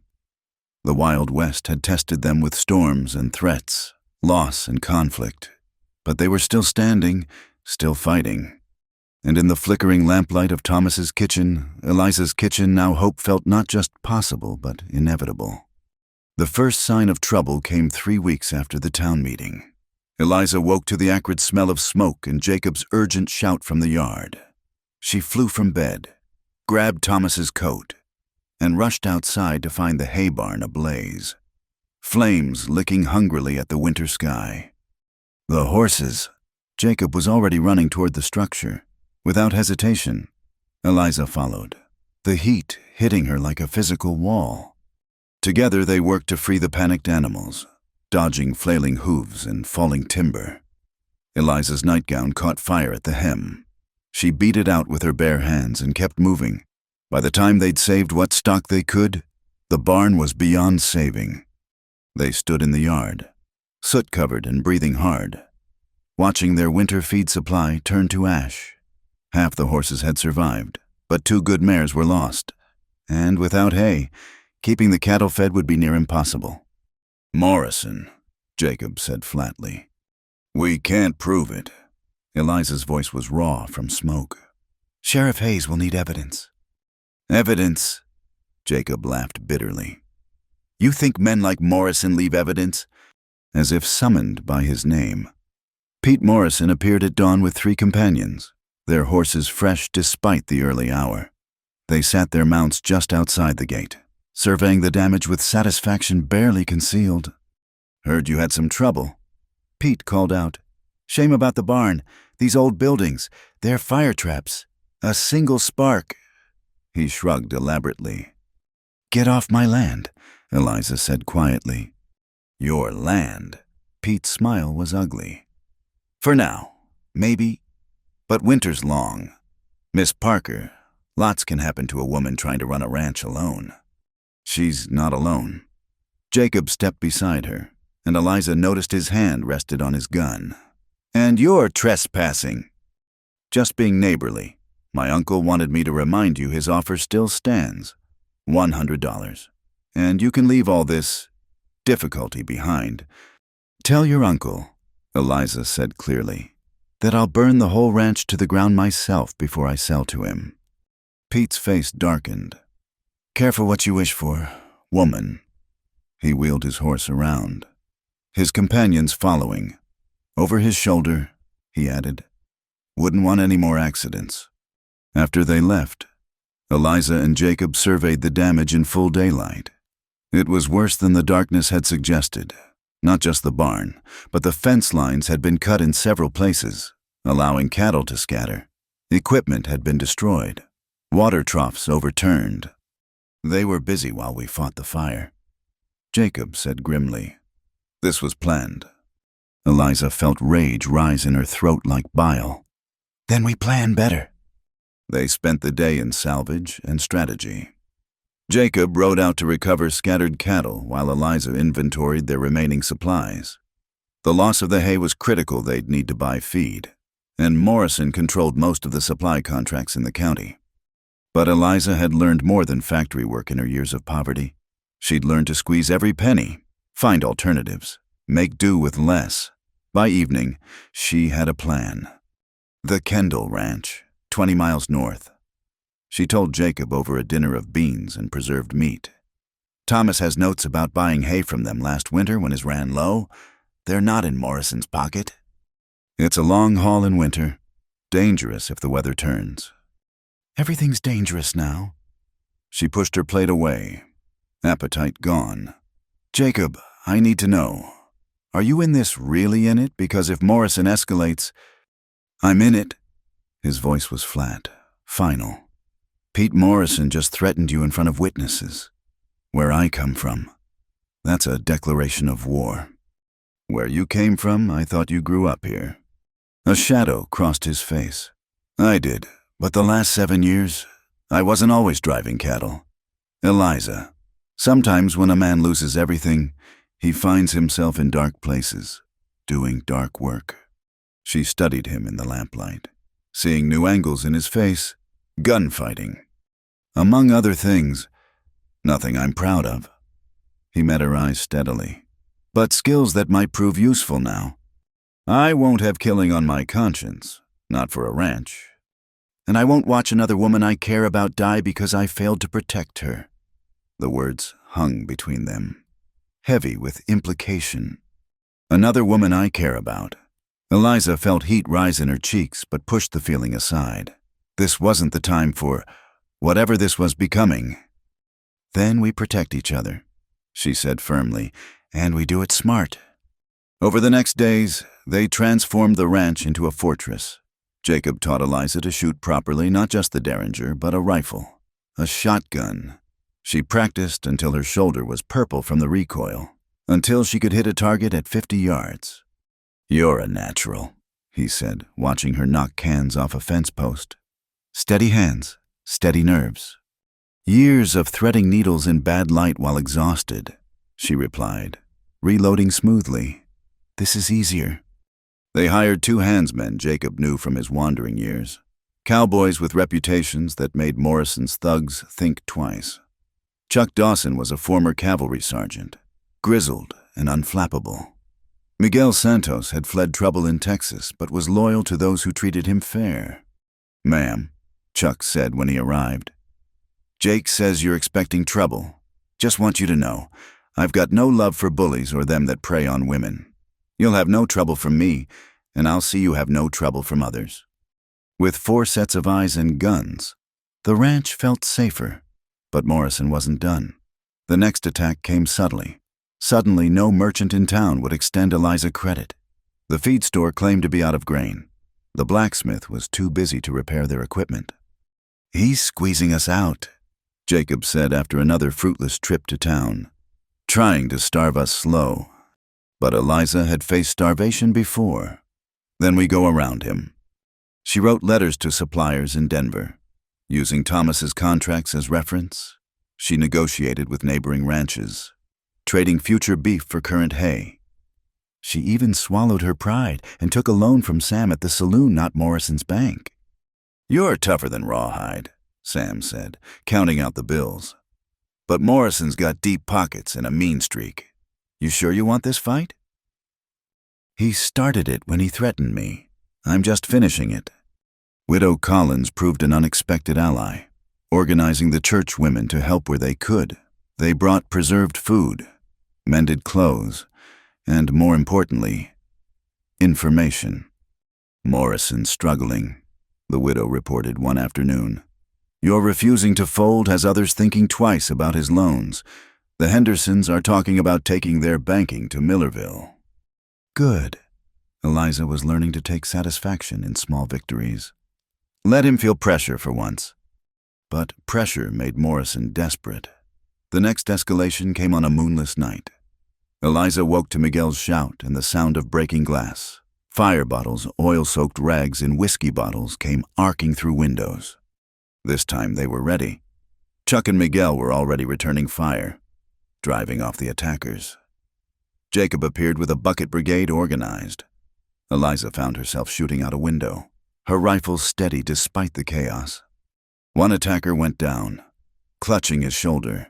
Another cried out as Chuck's shot found its mark. In minutes, it was over. The surviving attackers fleeing into the darkness. Anyone hurt? Jacob called out. Nicked my arm, Miguel reported, but nothing serious. They'd saved the house, though the parlor was charred and several windows broken. As dawn broke, Sheriff Hayes arrived to find them boarding up damage. Got reports of gunfire, he said carefully. We were attacked. Eliza showed him the remains of the fire bottles. They tried to burn us out. Hayes examined the evidence, his face grim. Anyone you recognize? Hard to see in the dark, Jacob said evenly.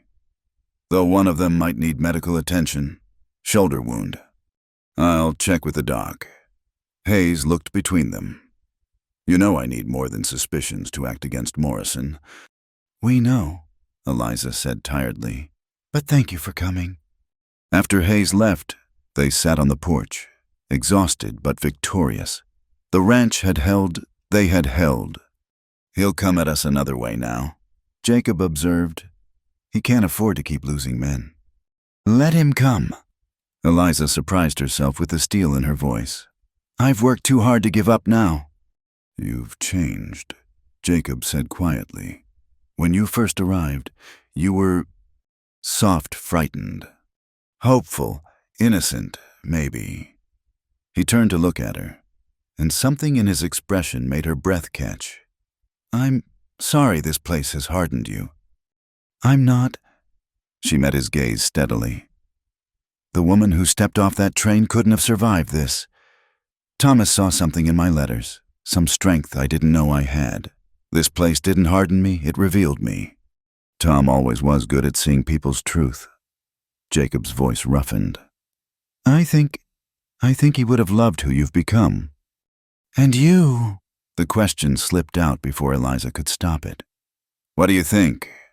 The space between them seemed to crackle with tension. Jacob reached out, his calloused hand covering hers on the porch rail. I think you're the strongest woman I've ever known. I think Tom was a fool to risk losing you by waiting to marry you proper. And I think... He stopped, pulled back. I think I should check the stock. He was gone before she could respond, leaving Eliza with a racing heart and the ghost of his warmth on her hand. This was dangerous territory, feeling things for her dead fiancé's brother while fighting for the life Thomas had planned for them. Chuck appeared in the doorway, tactfully ignoring the charged atmosphere. Riders coming? Ma'am, looks like the Kendalls with that hay you ordered. Relief flooded through her. With feed for the cattle. They could survive until spring. One more victory against Morrison's siege. As she supervised the hay delivery, negotiating price and discussing future trades, Eliza caught Jacob watching her with an unreadable expression. When their eyes met, he nodded slightly approval, respect, and something deeper that made her pulse quicken. That night, as she prepared for bed in the house she'd fought to defend, Eliza allowed herself a moment of satisfaction. Morrison had thrown fire and lead at them, had tried to starve and isolate them, but they were still standing.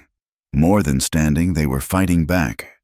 She touched the rifle propped by her bed, then the stack of Thomas's letters on the nightstand. Two different kinds of protection, both necessary in this wild land. I'm becoming who you saw in me, she whispered to Thomas's memory. I hope that's enough. Outside, she knew Jacob was making his rounds, checking defenses, protecting what she'd claimed, not because of any legal obligation or family duty, but because somewhere in the fight, Her ranch had become their fight. Tomorrow would bring new challenges. Morrison wouldn't give up easily, and 6 months was still a long time to survive. But tonight, Eliza Parker, factory girl turned ranch owner, Easterner turned frontierswoman, felt something she hadn't experienced since stepping off that train. She felt like she was home. The Wild West had tested her with everything it had: death, threats, fire, and violence. But like the grass that bent before fierce winds only to spring back stronger, she had not just survived but transformed. Whatever came next, she was ready for it, and she wouldn't face it alone. The confrontation everyone had been expecting came on a cold March morning. When the last of winter's grip was finally loosening, Eliza was in the barn, checking on a newborn calf, when she heard the thunder of approaching horses. Many horses. "Eliza!" Chuck's shout carried urgency. "Company coming!" She emerged to find at least a dozen riders approaching, Morrison at their head with Pete beside him. But these weren't hired thugs. She recognized several prominent townsmen, including Judge Carson himself. Jacob appeared from the bunkhouse, Miguel and Chuck flanking him. The tension in the yard was thick enough to cut. "Miss Parker." Morrison dismounted, his manner formally polite. "We're here on official business." "State it then," Eliza said, wiping her hands on her work apron. Judge Carson stepped forward, looking uncomfortable. "There have been complaints, violence on this ranch, men shot, property damaged. As justice of the peace, I need to investigate." "Men shot while attacking us," Jacob said coldly. "Property damaged by those same men." "So you claim," Morrison interjected smoothly. "But where's the proof? All we know is that my nephew's associates have been injured, and threats have been made." "You want to talk about threats?" Eliza's temper flared. "What about the barn burning, the cut fences, the attempts to burn my house?" "Accusations without evidence." Morrison spread his hands. "Meanwhile, we have injured men willing to testify they were shot without provocation." Eliza saw the trap now. Morrison had brought the law, twisted it to his purpose. If the judge sided with him, they could lose everything through legal means. "Judge Carson," she said, fighting for calm, "you validated Thomas's will. You gave me 6 months to prove myself. I've been trying to do that while defending against constant attacks." "I sympathize, Miss Parker," the judge replied. "But the law must be maintained. If this ranch has become a site of vigilante violence—" "It's become a site of self-defense," a new voice interrupted. Everyone turned as a buggy approached, driven by Widow Collins with several other women from town. But it was the passenger who made Morrison's face drain of color, a well-dressed man with silver hair and sharp eyes. "Franklin?" Morrison stammered. "What are you doing here?" Franklin Morrison, Harold's older brother, stepped down from the buggy with practiced dignity. "I received some interesting letters about the family business. Harold thought I'd better investigate personally." Eliza felt Jacob tense beside her. This was unexpected and potentially game-changing. "Miss Parker," Franklin Morrison approached her, tipping his hat. "I apologize for not coming sooner. I've been traveling. But Mrs. Collins's letter reached me in Denver." "A letter?" Harold Morrison's voice cracked slightly. "Oh yes," Widow Collins said sweetly. "I thought your brother should know how you've been conducting business. All those predatory loans, the threats against a defenseless woman. Not good for the Morrison name. Harold." Franklin's expression was stern as he faced his younger brother. "Is it true? Have you been using the bank to steal property?" "I've been protecting our investments. By burning barns, hiring thugs." Franklin's voice rose. "Our father built that bank on trust and fair dealing. You've turned it into a weapon." The gathered townsmen shifted uncomfortably. This family drama was playing out before their eyes, and allegiances were suddenly uncertain. "Miss Parker," Franklin turned back to Eliza, "I've reviewed your situation. The loan on this ranch was made at usurious rates, taking advantage of Thomas Blackwell's desperation. I'm prepared to renegotiate at fair terms." "You can't," Harold burst out. "I control the bank." "Actually," Franklin produced papers from his coat. "You control 40%, I control 45%, and our sister controls 15%. I've already spoken with Margaret. She's appalled by your behavior." The silence was deafening. In moments, the entire dynamic had shifted. Harold Morrison stood exposed, his power crumbling. "Judge," Franklin continued, "I believe any investigation should include my brother's activities. I'm willing to open the bank's records if needed." Judge Carson looked relieved to have a way out. "That seems prudent. Harold, perhaps we should discuss this in town." "This isn't over," Harold hissed at Eliza as he mounted his horse. "Franklin won't always be here to protect you." "She doesn't need me," Franklin replied calmly. "From what I've seen and heard, Miss Parker has been protecting herself admirably. The question is whether you'll face charges for what you've done." The group departed, leaving Eliza's defenders stunned by the reversal. Franklin lingered, accepting Eliza's offer of coffee. "I must apologize again," he said as they sat on the porch. "I should have kept better watch on Harold. He was always ambitious, but I never thought he'd sink to this." "Why help me?" Eliza asked directly. "I'm nothing to your family. You're a woman trying to make an honest life, attacked by someone using my family's name and resources." Franklin's eyes were kind but firm. "My father would roll in his grave. Besides," he smiled slightly, "I knew Thomas Blackwell. Good man. If he chose you, that speaks to your character." After Franklin left, promising to return tomorrow to renegotiate the loan, Eliza found herself shaking, not from fear, but from relief so intense it weakened her knees. "It's over," she breathed. "Not quite," Jacob warned. "Harold's cornered now. That makes him more dangerous." He was right. That very night, as if to prove his desperation, Harold made his final play. Eliza woke to the sound of shattering glass and rough voices. Her bedroom door burst open, not Jacob or her defenders, but Pete Morrison and two men she didn't recognize. "Get up!" Pete snarled. "You're coming with us!" Eliza's hand found the derringer under her pillow, but Pete was already on her, wrestling it away. She fought months of ranch work had strengthened her, but 3 against 1 was impossible. "Scream and I'll gag you," Pete threatened.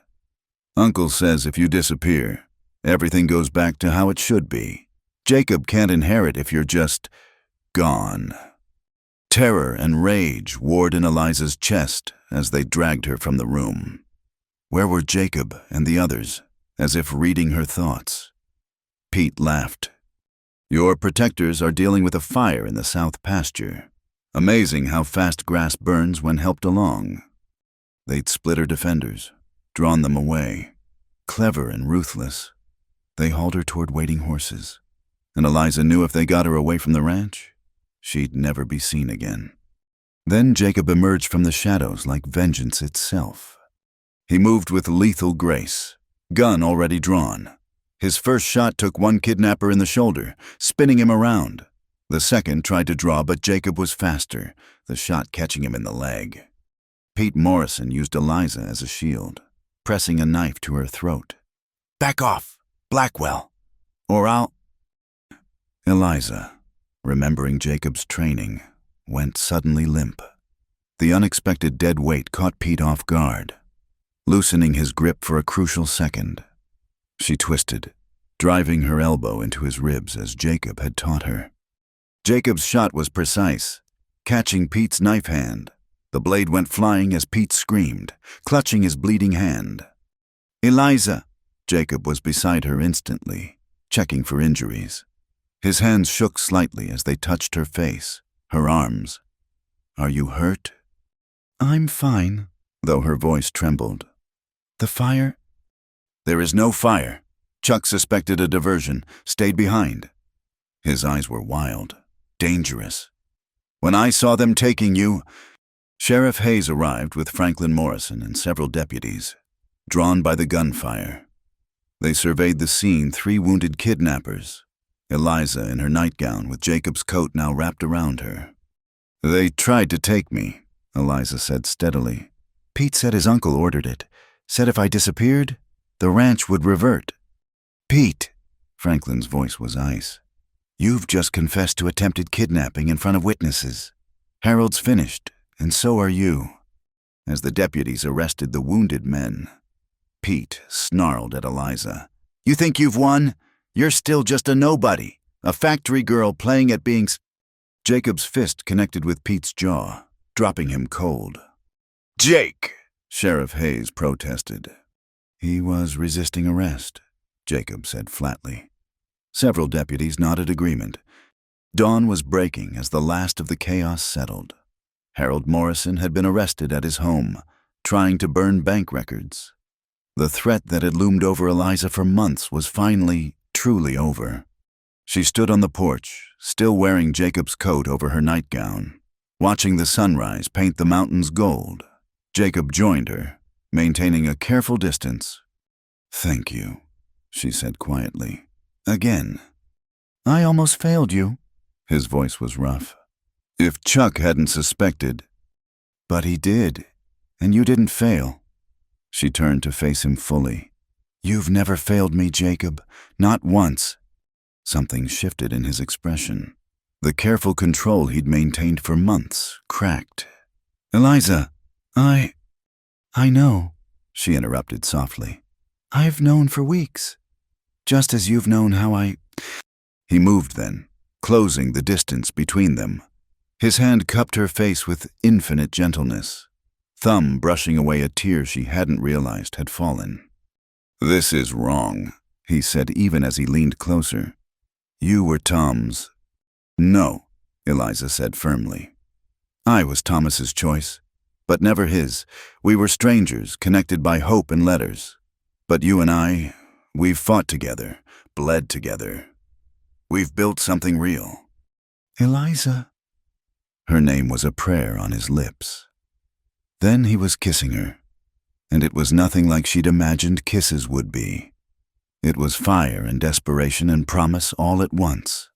It was coming home after a long journey through darkness. When they finally parted, both breathing hard, Jacob rested his forehead against hers. "Tom," he started, "would want us happy." Eliza finished. "He said so in his letter. He chose me for this ranch. But maybe he also chose me for you, to help you find your way home, too."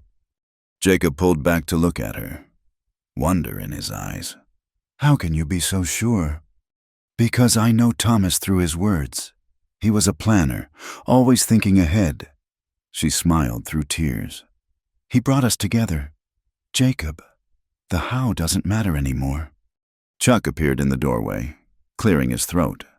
"Sorry to interrupt, but thought you should know whole town's headed this way. Seems news travels fast." Indeed, wagons and riders were approaching, but instead of another mob, Eliza saw friendly faces, Sam from the saloon, Widow Collins, the church ladies, even some who'd been hostile before.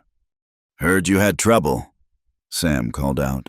"Came to help set things right." What followed was unlike anything Eliza had experienced. The townspeople, her neighbors, now set about repairing damage, bringing food, offering support. The barn Harold had burned was rebuilt in a day by communal effort. Women who'd whispered about her now embraced her as one of their own. "You proved yourself," Widow Collins explained.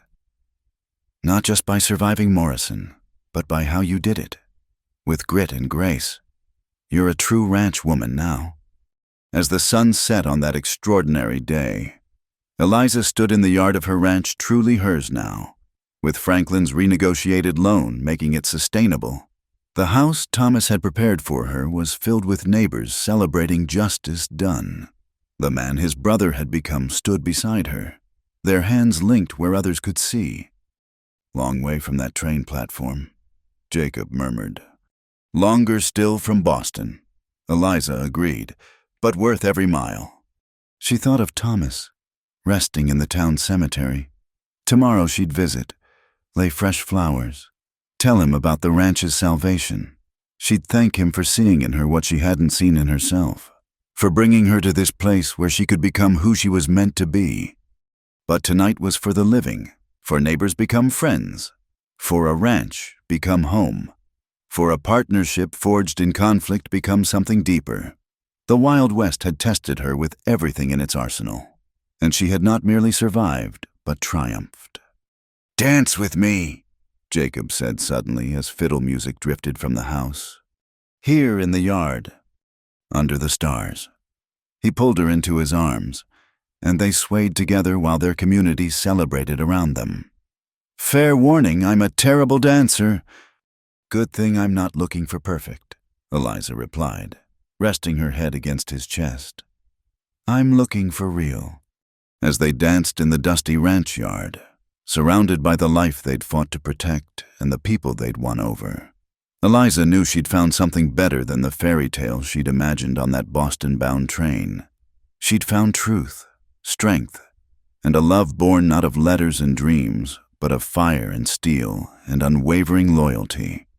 The Wild West had made her who she was, and who she was, she realized with fierce joy, was exactly who she was meant to be. Spring arrived in Montana like a blessing after the harsh winter, painting the grasslands green and filling the air with the scent of wildflowers. 3 months had passed since Harold Morrison's arrest, and the Blackwell Ranch had transformed from a battleground into a thriving homestead. Eliza stood on the porch, watching the sunrise paint the mountains rose and gold. Her hands, once soft from factory work, now calloused from ranch life, wrapped around a steaming cup of coffee. Inside, she could hear Jacob moving about the kitchen, the domestic sounds still new enough to make her smile. They'd married quietly 2 weeks ago, with only Chuck, Miguel, Sheriff Hayes, and Widow Collins as witnesses. Some had whispered about the propriety of marrying her dead fiancé's brother, but most of Riverbend had accepted it with the practicality of frontier folks who understood that life was too short and hard to waste on convention. "Letter came yesterday," Jacob said, joining her on the porch. He handed her an envelope marked with a Denver postmark. Eliza recognized Franklin Morrison's handwriting and opened it curiously. As she read, her eyebrows rose. "He's offering to buy Harold's share of the bank," she told Jacob. "Wants to know if we'd be interested in investing.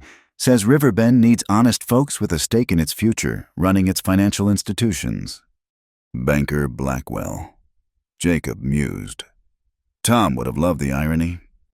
"We could do good," Eliza said thoughtfully. "Fair loans to struggling ranchers. Support for families like the one I might have been desperate and alone." "You were never alone," Jacob said firmly. "Not from the moment you stepped off that train. This whole town was watching, waiting to see what you were made of." "And now they know." She leaned into his warmth, still amazed at how natural it felt. "A year ago, I was breathing cotton dust in a Boston factory, dreaming of clean air and open sky. Now you're a ranch owner, crack shot, and potential bank investor." His arm came around her. "Not to mention the woman who brought down the biggest corruption ring in county history." She laughed. "When you put it like that, it sounds like one of those dime novels." "Better than fiction," he murmured against her hair. "Because it's real." Chuck appeared from the barn, Miguel beside him. Both men had stayed on after the trouble, becoming not just hands, but family. The ranch ran smoothly now, with the 4 of them working in practiced harmony. "Riders coming," Chuck called. "Looks like the Kendalls." The neighboring ranchers had become good friends, their initial hay delivery growing into a partnership. As they approached, Eliza saw they weren't alone. A young woman rode with them, sitting straight despite obvious exhaustion. "Miss Parker, excuse me, Mrs. Blackwell." Robert Kendall touched his hat. "This here's Miss Jenny Stewart. She just got off the train from Chicago. Come out to marry the baker boy, but he died last month." His wife Sarah finished gently. "Pneumonia. She's got nowhere to go." Eliza looked at the young woman hardly more than a girl, really, and saw herself 6 months ago. The same mixture of grief, fear, and desperate determination. "Miss Stewart," she said warmly, stepping down from the porch. "Welcome to Riverbend. You must be exhausted. Please, come inside." Jenny Stewart's eyes filled with tears. "I don't want charity." "And I'm not offering it," Eliza said firmly. "I'm offering what was offered to me, a chance. Can you cook, sew, work cattle?" "I can learn," Jenny said with a flash of spirit that made Eliza smile. "I'm not afraid of hard work." "Then you'll do fine. We've got room in the house, and heaven knows I could use female company among all these cowboys." As she settled Jenny in Thomas's carefully prepared guest room, another plan unrealized. Until now, Eliza felt the strange symmetry of life. She'd come as a mail-order bride to tragedy and found her true purpose. Now she could offer that same chance to another. "You're collecting strays," Jacob teased that evening as they sat by the fire. Jenny asleep upstairs after a hearty meal and good cry. "Like you collected Chuck and Miguel. That's different. They're family," Eliza finished. "Just like Jenny will be. If she chooses to stay, this ranch is too big for just us. Jacob, it needs life, laughter, children." She stopped. Suddenly shy, they hadn't talked about children yet, though the possibility hung between them like morning mist. Jacob set down his coffee cup, took her hands. "Children," he repeated softly. "Tom wrote about the family he wanted to build here. And now?" "Now I want to build that family with you. Not because of Tom's dreams, but because of ours." He brought her hands to his lips. "You've given me back my home, Eliza, my life, everything I thought I'd lost." "We gave each other back our lives," she corrected. "That's what partners do." A soft knock interrupted them. Jenny stood in the doorway, wrapped in a borrowed robe, looking young and scared. "I'm sorry, I couldn't sleep. Everything's so strange, and I keep thinking about William, about how I'll never meet him now." Eliza rose, guided the girl to a chair. "Tell us about him. Sometimes sharing the burden helps." As Jenny talked about her William, her dreams, her fears, Eliza saw Jacob watching her with something like awe. She was becoming the matriarch Thomas had envisioned, but in her own way. Not ruling through tradition, but through compassion, strength, and shared understanding. The next morning brought unexpected visitors. A wagon rolled up carrying 3 women and several children. Eliza recognized them from town wives of miners and laborers, the invisible poor she'd once been herself. "Mrs. Blackwell." The eldest, Mary Harper, spoke hesitantly. "We heard, that is, folks say you help women in trouble." "What kind of trouble?" "My husband was killed in a mine collapse last month. Company says it was his fault, won't pay nothing. I've got 4 children and nowhere to go." She lifted her chin with desperate pride. "But I can work. We all can. We're not asking for handouts." Eliza looked at the other women, saw similar stories in their faces. Then she looked at a ranch, the rebuilt barn, the strong fences, the endless grass needing tending. "Jacob!" she called. "We need to build another bunkhouse." He appeared, took in the situation at a glance. "I'll talk to Chuck about lumber. Miguel knows construction." And just like that, it was decided. The ranch that had nearly been stolen by greed would become a refuge for those in need, not charity. Eliza had too much pride to offer what she wouldn't have accepted but opportunity. Within a month, the Blackwell Ranch had transformed again. The new bunkhouse sheltered 3 families. Jenny Stewart had proven herself invaluable, her city education making her perfect to teach the children. The women worked the garden, tended chickens, helped with lighter ranch work. The older children learned alongside Chuck and Miguel. "You're building a town out here," Sheriff Hayes observed during one of his visits. "Building a family," Eliza corrected. "The kind where blood doesn't matter as much as loyalty." Franklin Morrison visited to finalize the bank investment. He surveyed the bustling ranch with approval. Thomas would be proud, he said. He always talked about legacy, about building something that would last. You've done that, but bigger than he imagined. We've done it, Eliza said, watching Jacob teach one of the boys to rope. All of us together. That night, she sat at Thomas's desk, her desk now writing in the journal she'd started keeping. Today marks 6 months since I arrived in Riverbend, she wrote. 6 months since I stepped off that train, expecting one life and finding another entirely. I came seeking a husband and found a war. I fought for a ranch and gained a community. I mourned a man I never met and fell in love with his brother. Thomas Blackwell gave me more than his name on a will. He gave me the chance to discover who I truly was, not a factory girl playing at being a lady, but a woman with strength I never knew I possessed. In his letters, he wrote of building a legacy. I think he would approve of what we've built, even if it looks nothing like his original plan. The ranch thrives. We have cattle, horses, and crops. But more importantly, we have people. Women who arrived broken and desperate, like I did, now stand tall. Children who knew only hunger now learn to read and write. Men who drifted, like Jacob, have found home. Yesterday, Jacob and I rode to the ridge where Thomas liked to think. We brought flowers for his grave in town. But it was there, overlooking the land he loved, that we truly honored him. Jacob spoke words I'll never forget. You brought her to me, Tom, across all those miles, through all that pain. You brought me the one person who could save us both. I am no longer the woman who left Boston.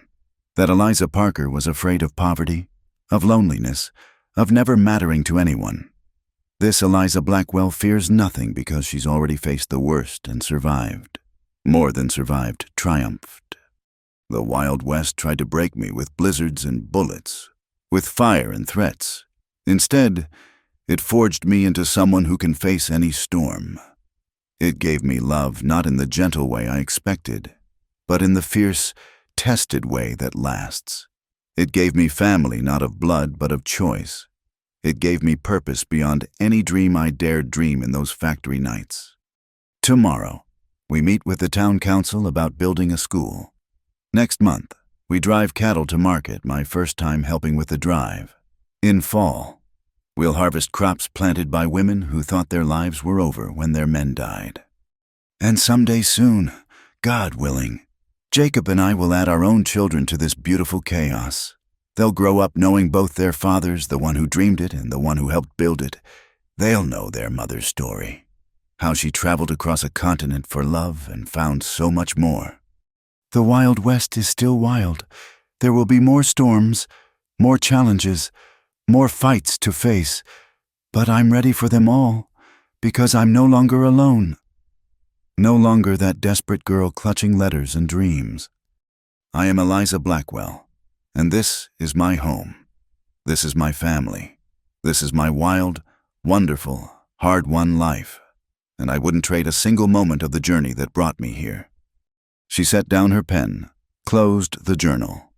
Through the window, she could see the moon rising over the mountains, the same moon that had witnessed her arrival, her struggles, her triumph. Tomorrow would bring new challenges, but tonight, peace settled over the Blackwell Ranch like a blessing. Jacob appeared in the doorway.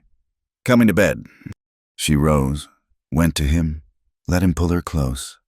I was just writing our story. Our story's not finished yet, he murmured against her hair. No, she agreed, smiling. It's just beginning. As they climbed the stairs together, Eliza thought she felt Thomas's blessing in the creak of the old wood. In the warmth of the house he'd prepared for a bride he'd never meet. He'd reached across miles and death itself to arrange this, perhaps not the life he'd planned, but the one meant to be. Outside, the Montana winds sang across the grasslands, through the canyon, over the ridge where a man had once sat planning a future. It carried the laughter of children, the lowing of cattle, the whispered prayers of women given second chances. It carried the sound of a ranch, a family, a legacy built not on mere survival but on the triumph of human spirit over every obstacle. The Wild West had created another legend, though no dime novel would ever tell it true. The legend of a mail-order bride who'd lost everything and gained the world. The legend of love found in unlikely places, of family built from broken pieces, of strength discovered in the crucible of hardship. The legend of Eliza Blackwell, who'd laid on a saddle blanket in a snowbound cabin and discovered she was meant for the wildest ride of all life itself.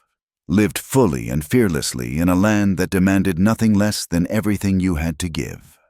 And as she fell asleep in her husband's arms, in the house built by one brother and filled with love by another, Eliza smiled, because the Wild West had taught her its greatest secret, that sometimes the life you plan isn't nearly as wonderful as the life that finds you.